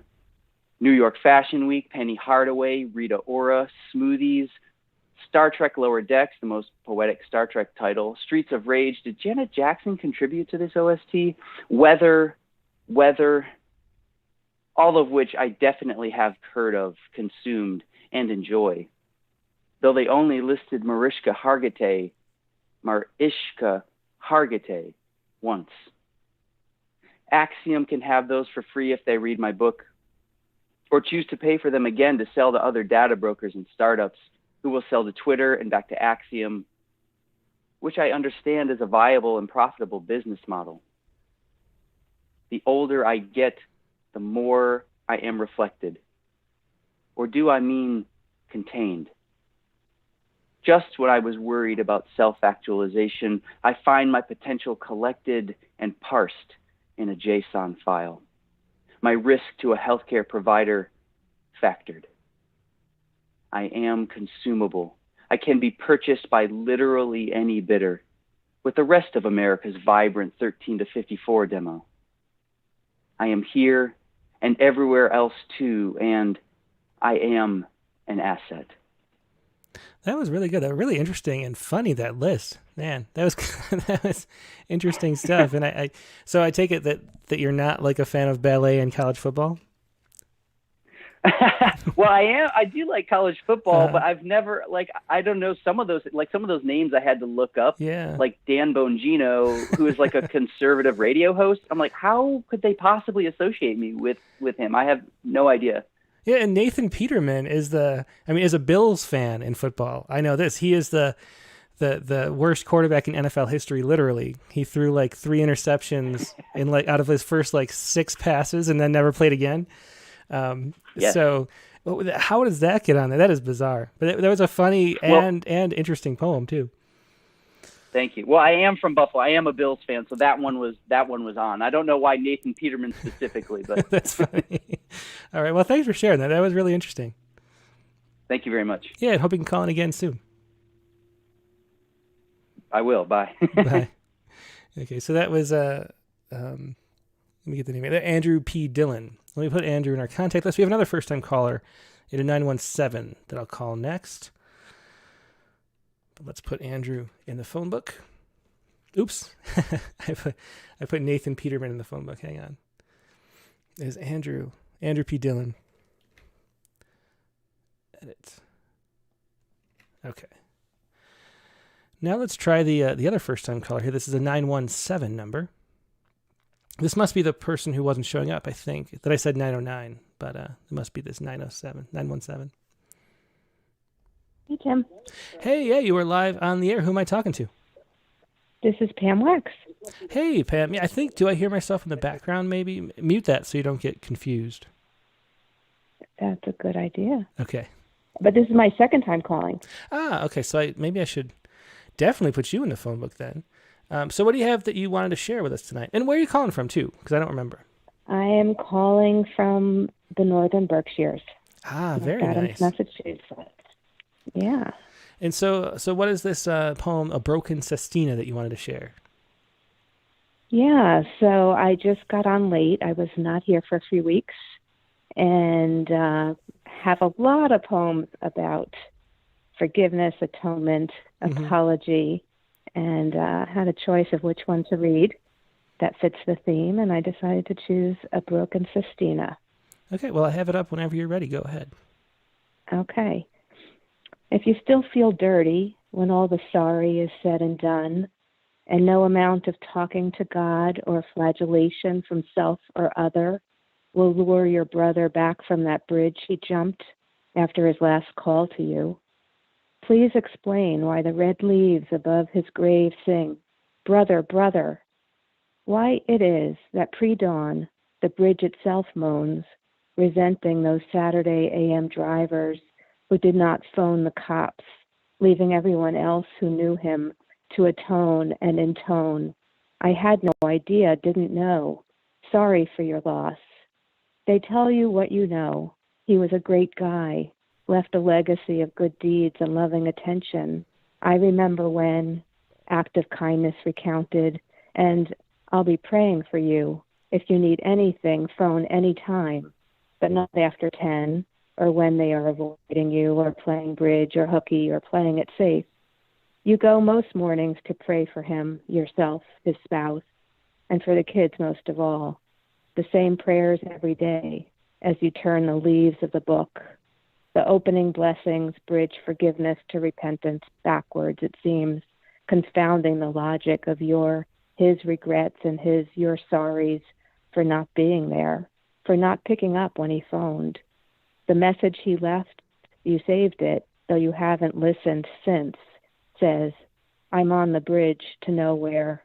I love you. You don't have to pray.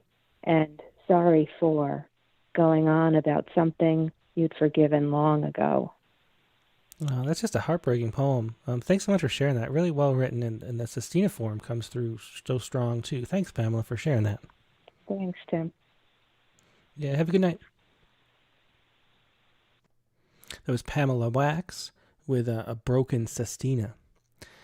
And let's go to... Yes, okay, so a lot of people are calling in now. Let me remind you one more time that it's 818-850-7727 are the phone numbers. And Rattle Poetry over Skype if you'd like to be on video. And Mohammed Al-Badiwi just asked to join us. We have Mike Bales and Carolyn Codd, Angela Gartner, Nivi, Dita Karthik, of course, and Dick Westheimer so far. And so if you'd like to call in, please join. I think we're going to have plenty of time. And let's go to Mike Bales.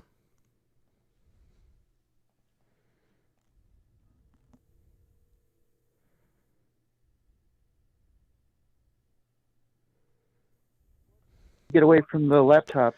Yeah, no problem. Mike, how you doing tonight? All right. Pretty good. It's interesting. A couple weeks ago, I went to Evanston to write about some strange photo displays in a photo gallery. Had a nice drive along Lake Michigan and came back. That's like the big thing for the last few weeks. Other than that, I've got like different writers groups. I had a meeting with the Rockford Review for the first time in about 2 years. I'm affiliated with them, Rockford Writers Guild. That's great. They got back together now. The photo thing, the apology thing, I just thought of it. I sometimes listen to a thing called The Hidden Brain. Oh, I love that They've show. had they've had an amazing thing.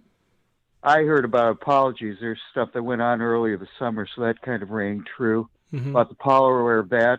I think they had another one about the power of forgiveness.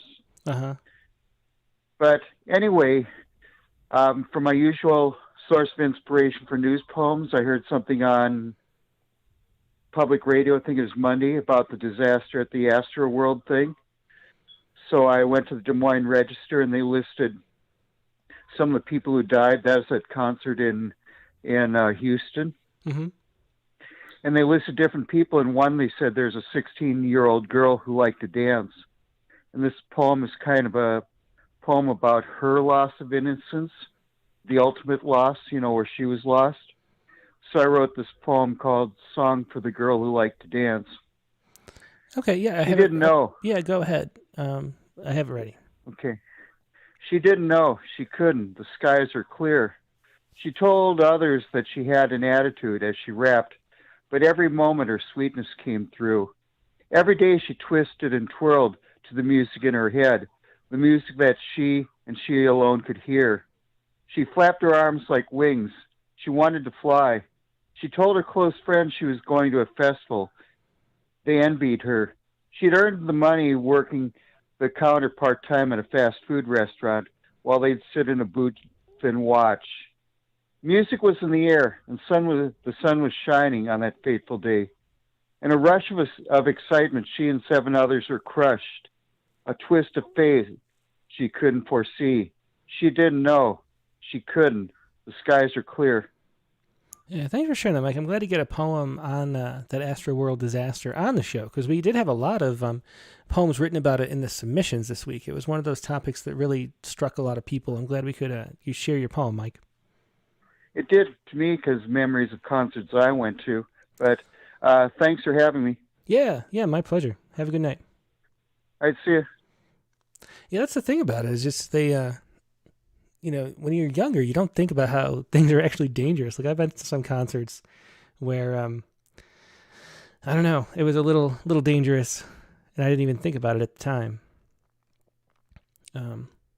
Here, Nivedita is about ready for work. So let's call up Nivi and share her poems really quick before she has to go.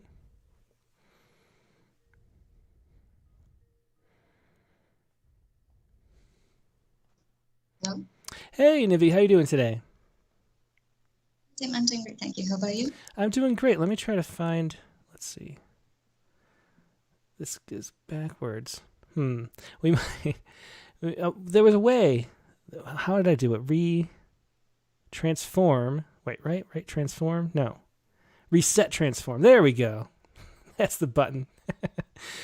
So it's great to see you before, glad we can catch you before you have to go to work. What did you want to share with us today? You have 2 short poems, you said.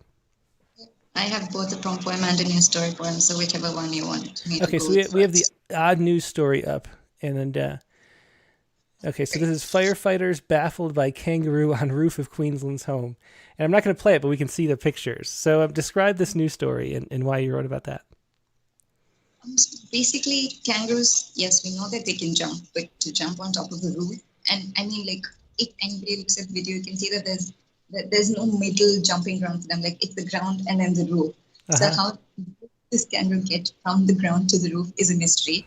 And to top it all off, the firefighters got everything ready. And once they climbed the roof just jumped down the side of the roof and went off into the bushes. Oh, wow. And they're still surprised by how that kangaroo was able to jump so high. And what was doing, just sitting there all along till these people came, and then it just decided, oh, you know what? I don't need anybody to come. Much like a cat. I mean, that's the thing that's stuck. Cats are stuck in trees, and then the firemen go all the way up in the trees, and the cats just climb down. So that's really funny. Yeah. Looking forward to watching that video later. This is Rudolph. Go ahead whenever we're ready with it. Rudolph. Santa's got himself a new helper down under, because the reindeer just can't stand the heat. So instead, he got his own Rudolph to help him get around and give away the treats. But poor little Rudolph got confused, and during his maiden practice run, sat stiff and still on one sloping roof, refusing to budge even though it was up now, and I mean the sun.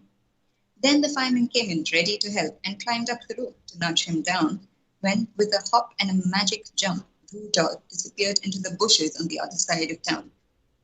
I guess it's time to bid a brief adieu, for we shall be seeing more of him and his crew, jumping from rooftop to rooftop this holiday season, helping Santa deliver presents to all the boys and girls. Thanks. Another fun poem, as always, Nivi, Rudolph. And just always fun to see some lighter news stories. I love it. And so the other poem is an apology poem. So is there anything you want to say about this before you read it?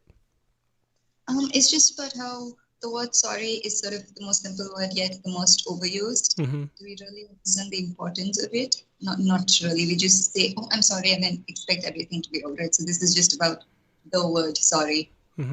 Okay, so go ahead whenever you're ready. I have this up too. Sorry. I wish I could take it back, but I can't. I wish I would have never done it, but now it's too late. I know I made you cry, but what I don't realize is why. I just want to go back in time and right the wrong. But give me one more chance, and I promise I'll change. I'll never make you feel sorry or hurt you, not even when I'm in a rage. I'm sorry. Sorry for what I did. Sorry for what I did not. Sorry for this. Sorry for that. Sorry for everything. Sorry. Such an inconsequential word. Such a simple word. With the potential power to right so many wrongs. Yet it does not bring the old back. Yet it does not bring the smile back. Yet it does not bring the trust back. Yeah, thanks for sharing that too, Nivi. An important poem and an important message. I appreciate it. Thank you, Tim. It was lovely talking to you. Yep, always is. Have a good day. Thank you. You too. Have a nice evening. Bye. Bye. That was Nivedita Karthik with 2 poems, Sorry and the Rudolph. Now let's go to... Let's go to Mohammed Al-Badiwi.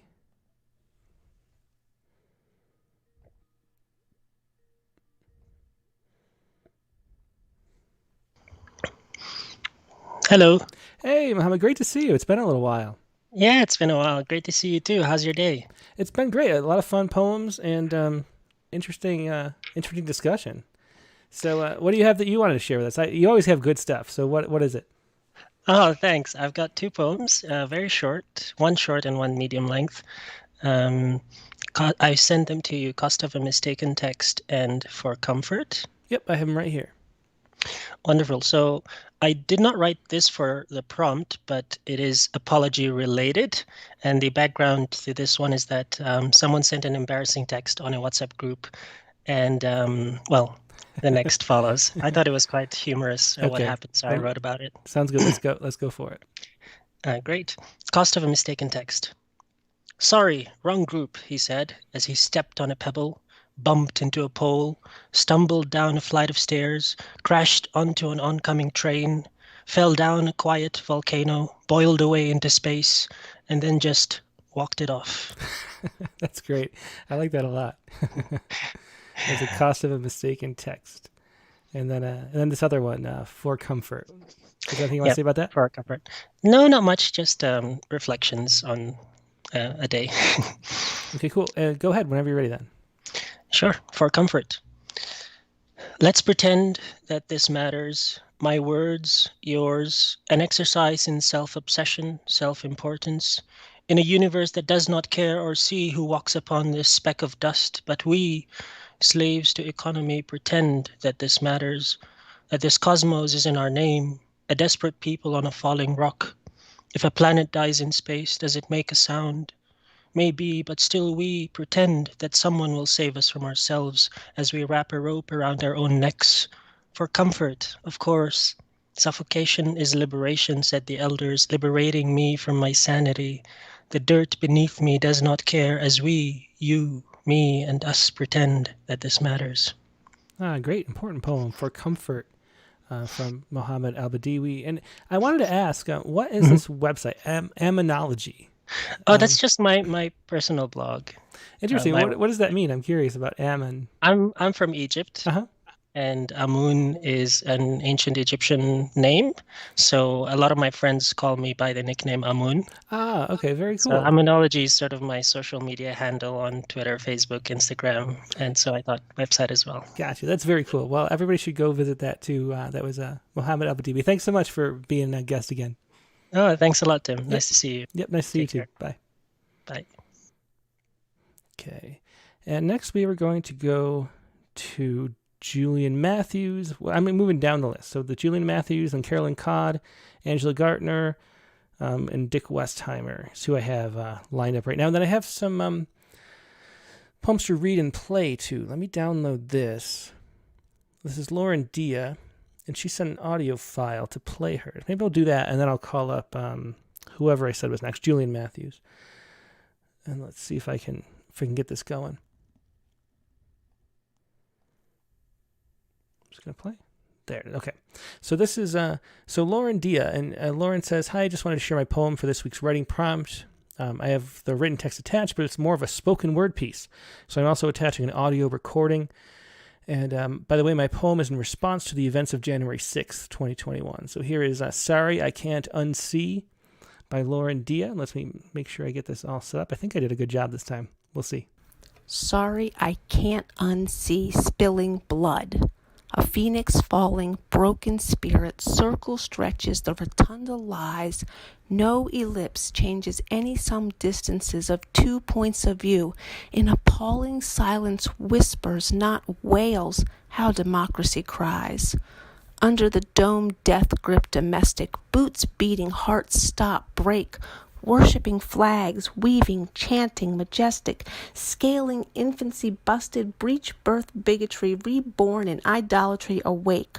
Red hats, brown shirts leave us dying in a night of broken glass reflected, resurrected, a new day of terror and blood, outpouring of hatred, once seemed caught in a comatose coop, now resuscitated, reviving. Penalty for treason doesn't hold water if we issue no warrants. Freedom's drowning in mud. And I'm sorry, but is this how we die? A slow death, a death of doing nothing death, a public death in a mighty fortress. But death is ignorance. Death is looking murder in the mug and staying still blind. Death is one man beating another to death with his own drum. Sticks and stones do more than break bones, as if their breaking wasn't bad enough. And words are spoken swords. And why do we shield words' wounds, claiming words never hurt? Words untomb anger and give voice to words inciting violence and creating vengeance. Vengeance is a double-sided sword cutting through an argument by killing both sides. But if words don't hurt, why did Lavinia lose her tongue so she couldn't testify? And if words don't hurt, why do we swear in court? And if words don't hurt, how can words possibly help? And I'm sorry, but if words can't help, then what's the point of an apology? And I'm muting my sorry, because I have to speak my words today to ensure tomorrow you can speak yours. Very interesting. That was Lauren Dia with Sorry I Can't Unsee. Really well read. Good. I'm glad you sent an audio file because you've read that much better than I would have. And I love that looking murder in the mug. That's my favorite line in the poem. But good stuff, Lauren. Thanks for sharing that. And now let's go to Julian Matthews. Like I said, he's got an apology poem for us.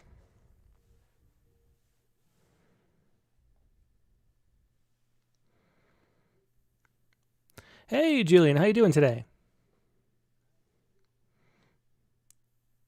Hear me? I can hear you. Yep, you're live. I can't see you, though, if you wanted to click the camera button, but if not, that's okay, too. Oh.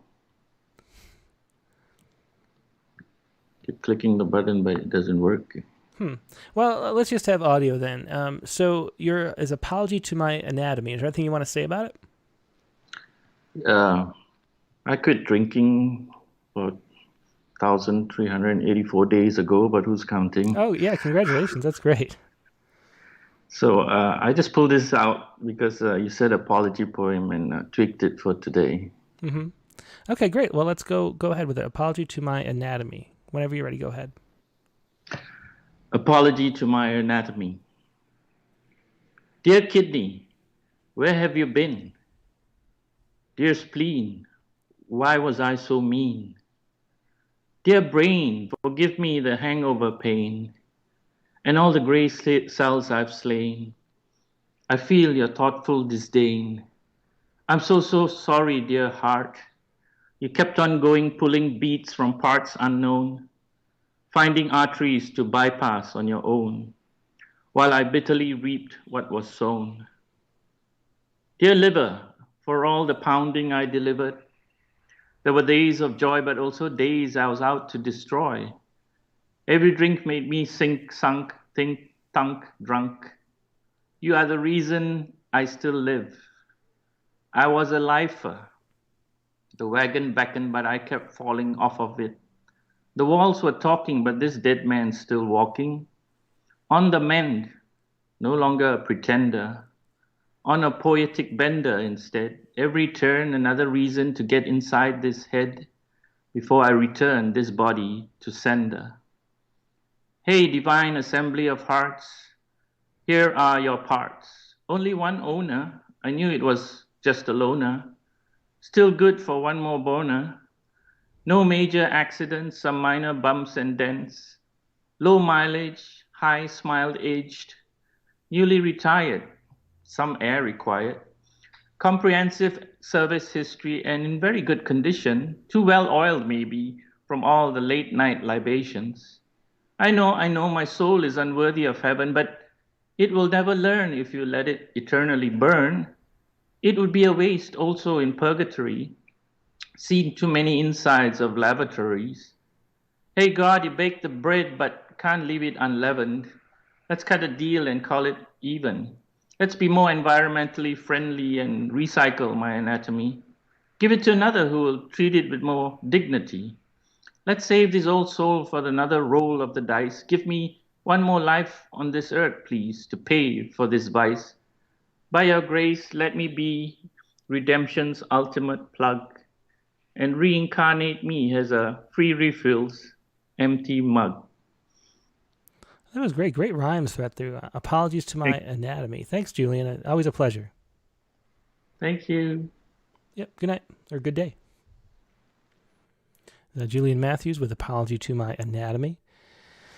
And now let's go down to... Oops, yeah, I forgot to put Pamela Wax on here too. Let's add Pamela before I forget as a contact. Okay. And let's keep moving along to Carolyn Codd.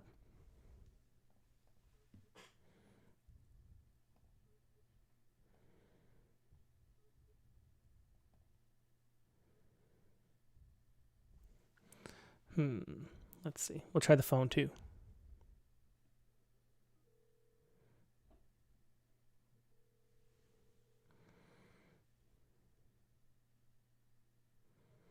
Hey, Carolyn, it's Tim with Rattle, and you are live on the air. Okay, I'm going to mute you. Okay. Okay. Okay, great. So what did you want to share with us tonight, Carolyn?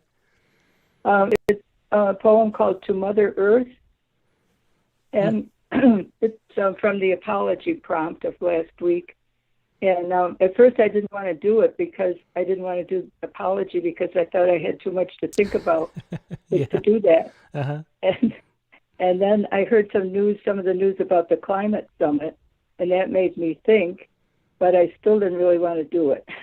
But then I also was thinking about recently my sister and I did DNA testing, and we had it confirmed that we have what has always been called an Indian connection. Oh, yeah?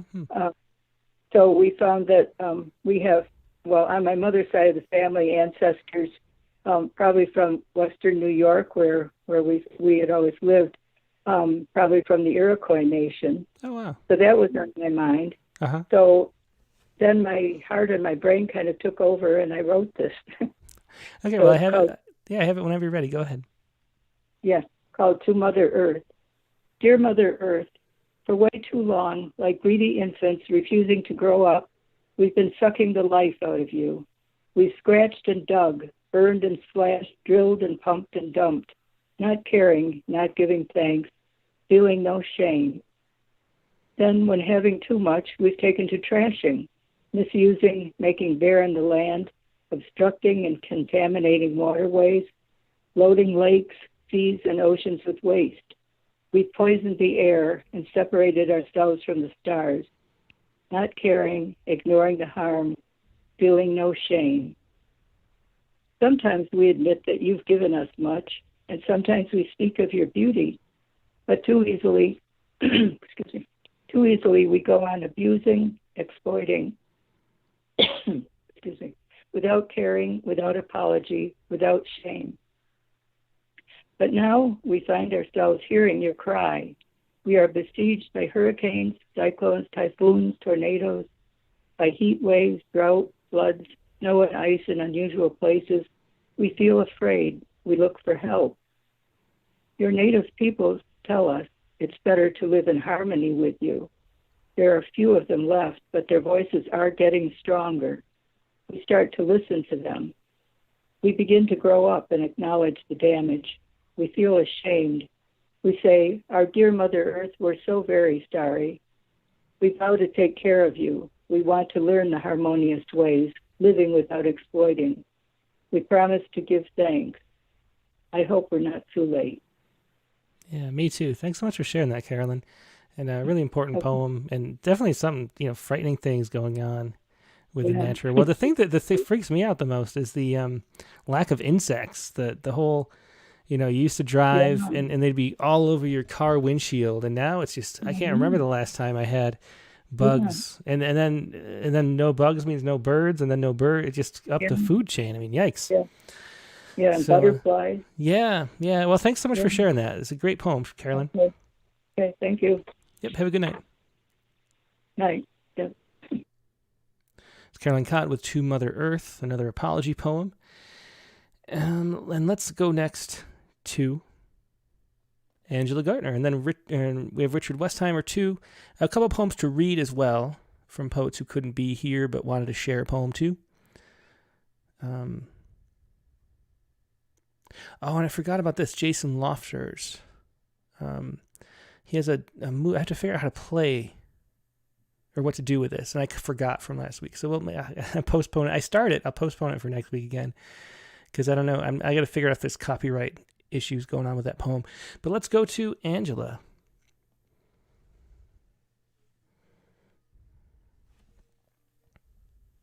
Hi, Tim. Hey, Angela. How you doing tonight? Good. Let me turn you off. All Okay. right. No problem. So what is it? Oh, go ahead. Yeah. So what is it that you wanted to share tonight, Angela? I wanted to share two poems. I didn't do the prompt poem, but one of them was the poem that I submitted from Poets Respond this week, and then the other one was I submitted last week. But I sent you an email to kind of put it all in one document to make it easier for you. Yep, I have that right here. Rambles of the Sleep Deprived, and then another poem too. Yeah. So basically, Rambles of the Sleep Deprived is there was a study that came out that the best time to sleep is between 10 and 10:59, and I never ever go to sleep between those times. At night or during the day? at night. Yeah, I've never been asleep at that time either, I don't think. Since I was like 8 years old, maybe. Well, and supposedly it's kind of like the best time for your health. And I mean, they did study it's best time for heart health to do that.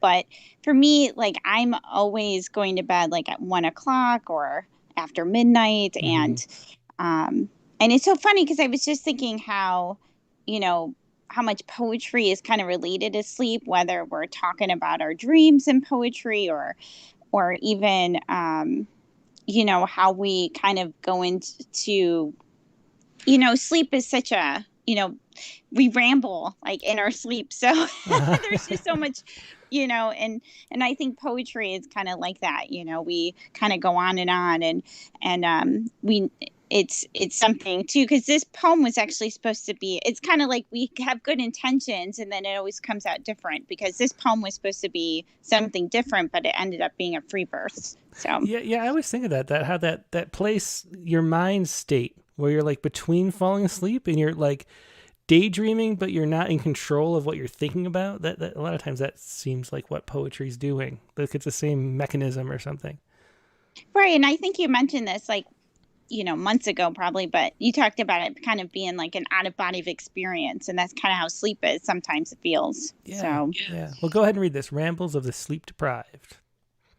Rambles of the Sleep Deprived. It's 10:30 p.m. and I want to go to bed.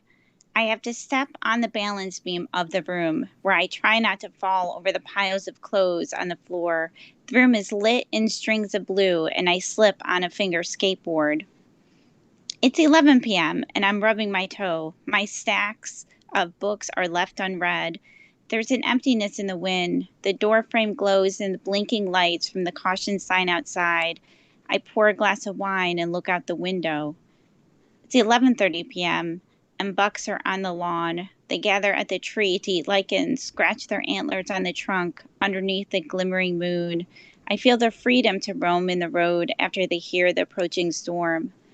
It's 12 a.m. and the photos on my phone. I see lots of white teeth in my scroll, smiling, laughing at the quiet gems we found in the concrete city, where there's broken buds and grass to walk and talk about our past.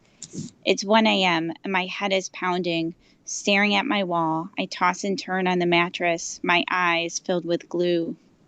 Oh, very interesting ending there too. Thanks for sharing that, Angela. Rambles of the Sleep Deprived. And then there's another poem too, the 5 million confirmed. Yeah, this is just a short poem. It's about the 5 million confirmed globally who died of COVID-19. And I was just thinking of that last week. So that's... yeah, it's quite a milestone. Yeah, for sure. So that's that's pretty much what it. I was just thinking about how all those, especially with the holidays coming up, how much it affects everyone and how many people are lost. I mean, that's a lot. I mean, it's definitely a lot. So Yeah, well, go ahead. I have it ready. The 5 million confirmed.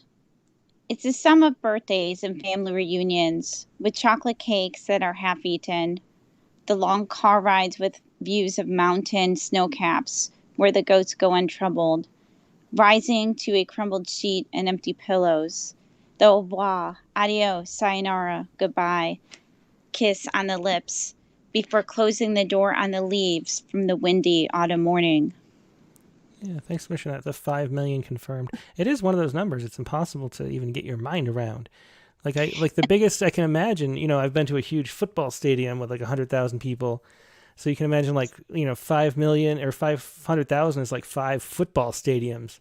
But then when you get up to 10 football, I mean, it just becomes uncountable, really.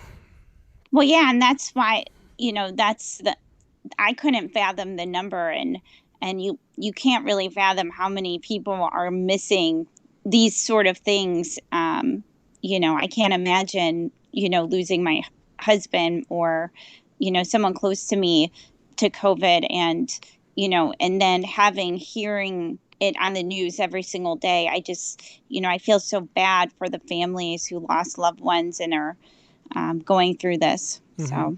Yeah, me too. Well, thanks for sharing that, Angela. It's always a pleasure. Always a pleasure. Thanks. Have a great night, Tim. Yep, you too. Good night. Thanks. And don't stay up too late. Oh, I will. Thanks. Bye. Okay. This is Angela Gartner with 2 poems. And let's call up Richard Westheimer next. Gotta find him. There he is. He's got 2 poems because, hey, it's Sunday.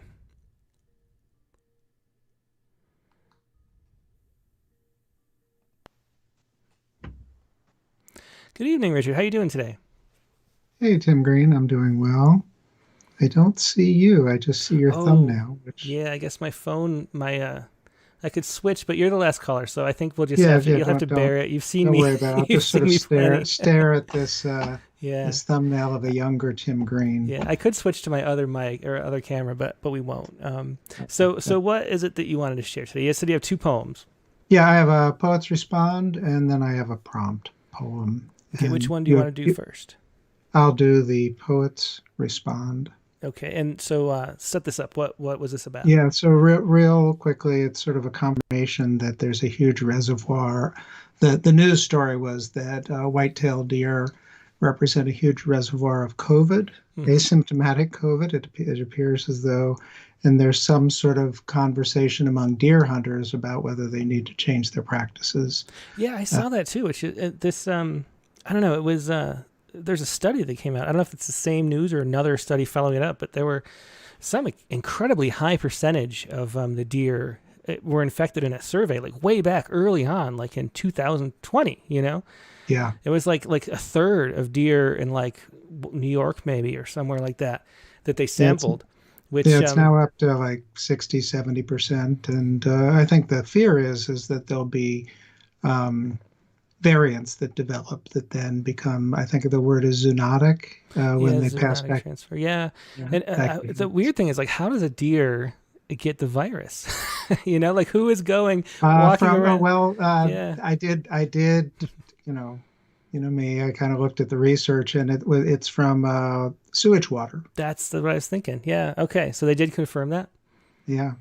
Well, I don't know if that's confirmed or if that's just the likely scenario. Yeah. Yeah. It's hard to imagine otherwise, but the brown water that or the gray water that gets spread around. Yeah. Yeah. So the other context, and it'll be apparent in the poem, is there's a habitat reduction going on around our place. And you'll see in the format that I use slash. I've never used slashes between lines, but I was reading this book, which is a really wonderful book, Philip Metters. I don't know if you know his poetry. I don't actually, yeah.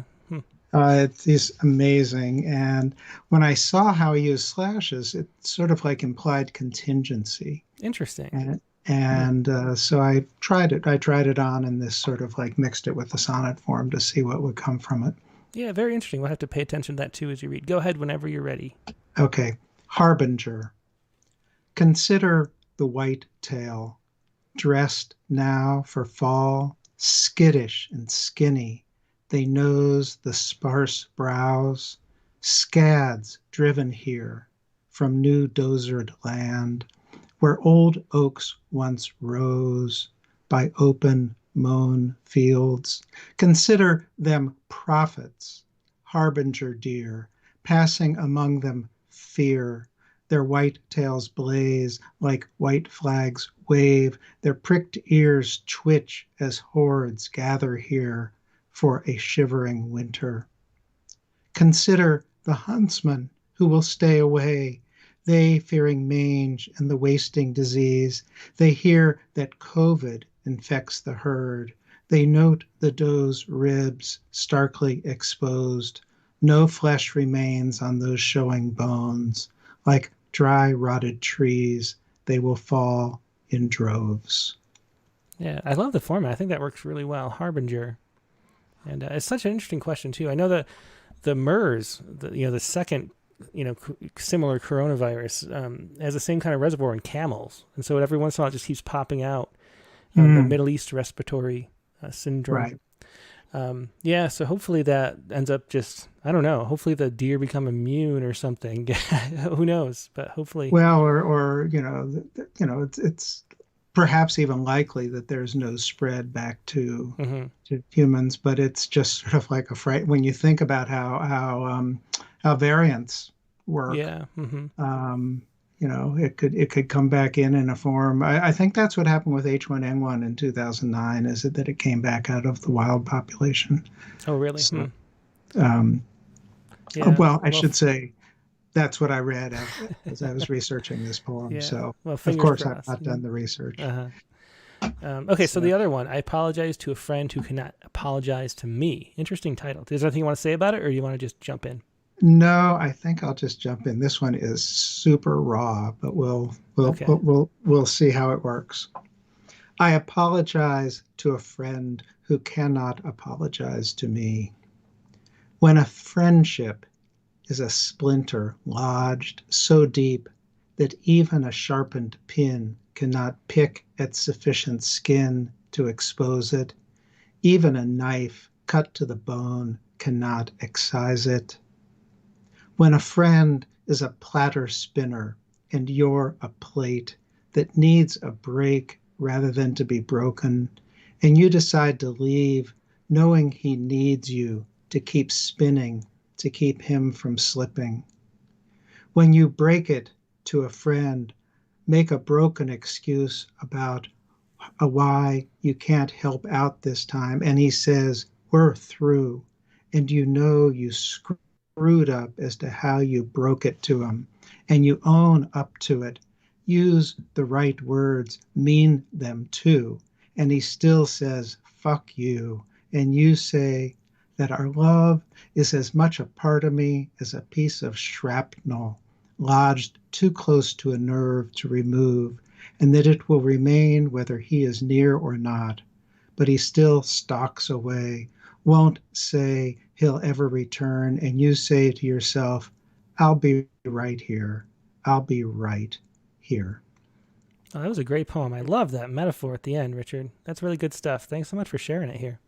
Yeah, thanks, Tim. I always appreciate the prompts, always take us in interesting places. Awesome. Well, thanks. I'm glad we could go on the journeys with you. Thanks, right. Dick. Always a pleasure. Thank you, Tim. Yep, bye-bye. There's Richard Westheimer with I Apologize to a Friend Who Cannot Apologize to Me. And the other poem was Harbinger. And now we have a few people who asked to me to read a poem for them. Jerry Stephenson here from Canada, from Gabriola Island, Canada, says he can't be here. He's got a lot of stuff going on, but could you please read my poem to your prompt apology poem? Here he goes. This is Jerry Stephenson's poem. I love the way he reads, so I can't do it justice, but I will try. This is, here. Sorry for the Inconvenience, written by Jerry Stephenson. Please, I must apologize for being sorry so soon into this verse. Being Canadian, I have a grip on apology. Well, a very soft and all-accepting grip. Oh, no, not a gripe. That would call for an apology. Sorry if you might gripe on my grip in any manner that you perceive as an offense. Accept my kindness and deeply sincere apology. P.S. Sorry I forgot to rhyme. Forgive me as well, but I ignored capitalization. Apology. Canadian Standard Non-Offensive Version Dictionary states apology. A group 3 or more of Canadians in bistro, cafe, or strolling an avenue in a foreign, no offense to them, land. That's funny. So, a group of the collective noun for Canadians is an apology of Canadians, I guess. Thanks for sharing that, Jerry. And Ted Guevara had a poem that he would like me to read too. This is Ted's apology poem. Apology to one who compares. Apology to one who compares. Carry a tune for the deaf innocent. The way of the world separates in loudness. Turn the knob as slow as possible. If it has clicks, those are the eras of grade, of obstinacy. Your first knee scrape at the walk up front. Your first stayover with a perfect kid. That emptying in your stomach when a girl pretends she doesn't fear you're looking. Your first thought not touch, not ever touch. Her first no. You think, why isn't there a lifting of musty blanket in all this struggle, the darkness it came with? You bled, and now you recount the drops and identify them as growth. You look up to the abled crowd and place them on a stainless steel drum. You couldn't budge. Now you see commonness around the same pedestal. It needn't be there. Silence covers that space. Music jumps over it like normality. Another great ending. That's Ted Guevara's Apology to One Who Compares. Thanks for sharing that, Ted. And now let me do the... I was thinking about how I always plan on reading more just poems from Rattle to get them into the podcast. And I fixed the website too, so now the random button works again. And let me read a random poem or share it. And let's see.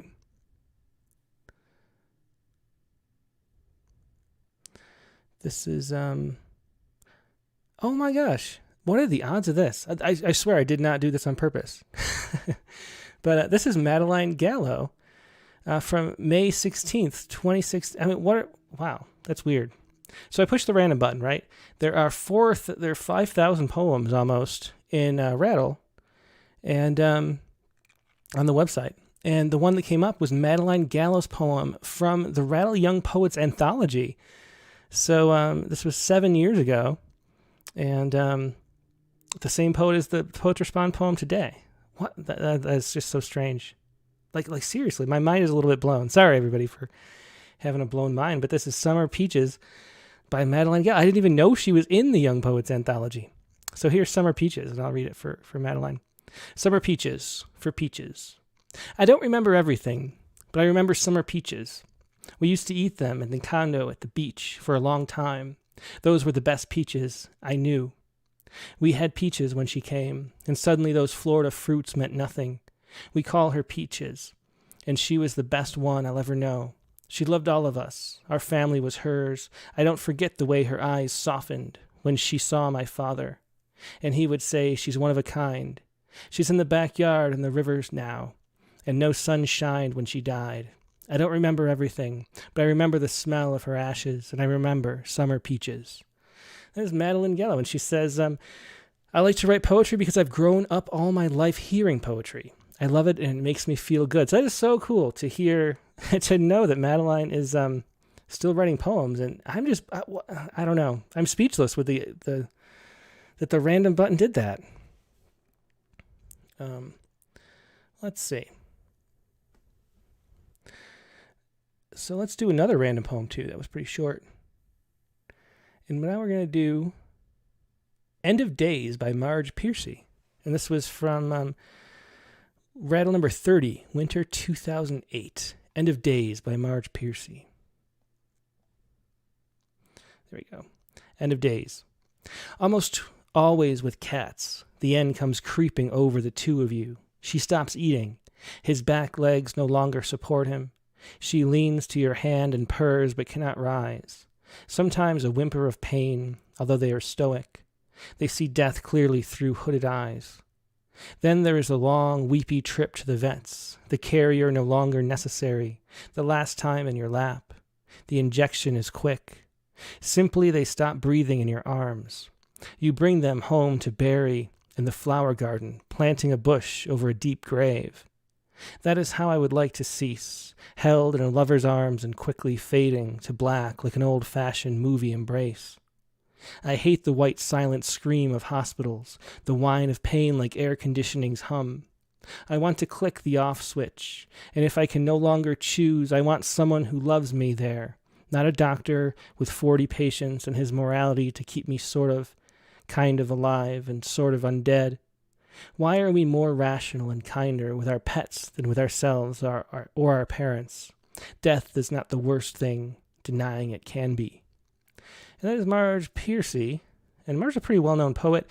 She says, I have been writing full-time since 1968. That's what I do. I've published 17 novels, 17 books of poetry, a memoir, edited one anthology of poetry, and written 2 nonfiction books.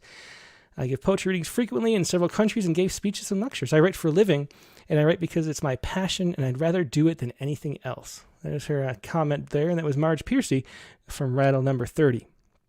There's just some poems from the random button, which I'm going to do it. Originally when I was doing that, and then at some point on these Rattlecasts, I just forgot and stopped.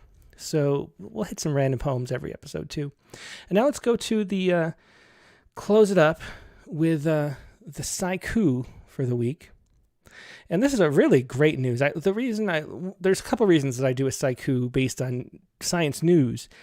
And one is to show that you can write poems about anything, not just political topics. Because for a while, like the submissions were just so political to Poets Respond. But it's also just cool to highlight really great news, actually. And this here, if you can see the article, it's a little big the way it's on the screen. But dancing molecules successfully repair spinal cord injuries. After single injection, paralyzed animals regain ability to walk within 4 weeks. And so there's this amazing nanofiber compound that helps spinal tissue repair. And it does all these things. Where's the adding it to this, the severed extensions of neurons are regenerated. Scar tissue, which can create a physical barrier to regeneration and repair, is significantly diminished. Myelin sheets start regrowing. Functional blood vessels form and deliver nutrients to the cell, and motor neurons survive more often. This is in a rat study. So they're able to repair a severed rat spine with this injection. And the trick to it, I guess it's a compound that they've always had, but they made it dance in the same way that your cells dance.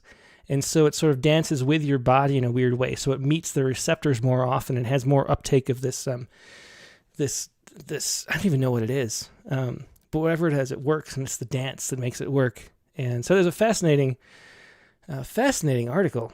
And then the Sciku was this.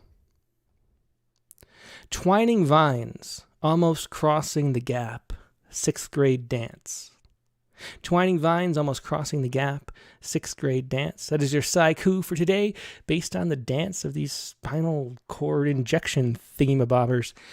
And I hope you enjoyed that. And now the prompt for this next week coming up is going to be right here. A guy walks into a bar is one of the most common joke intros. Write a poem that starts with that line. It does not have to be a humorous poem. So a guy walks into a bar, write a poem that starts with that line.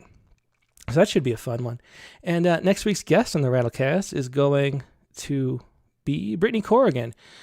Brittany, she read at one of our, like Ananda did, Brittany read at one of our Rattle Reading Series events in La Cañada, Flint Ridge. She gave a great reading, and so when she had a new book coming out, I think she has 2 books that came out really recently, I thought we'd invite her on the Rattlecast. It's Brittany Corrigan from the Portland area, and the prompt is going to be a guy walks into a bar, and that'll be Sunday, November 21st, the regular time, 8 p.m. Eastern, for Rattlecast number 119. Hope to see you there, and hope you have a great week in the meantime. Good night.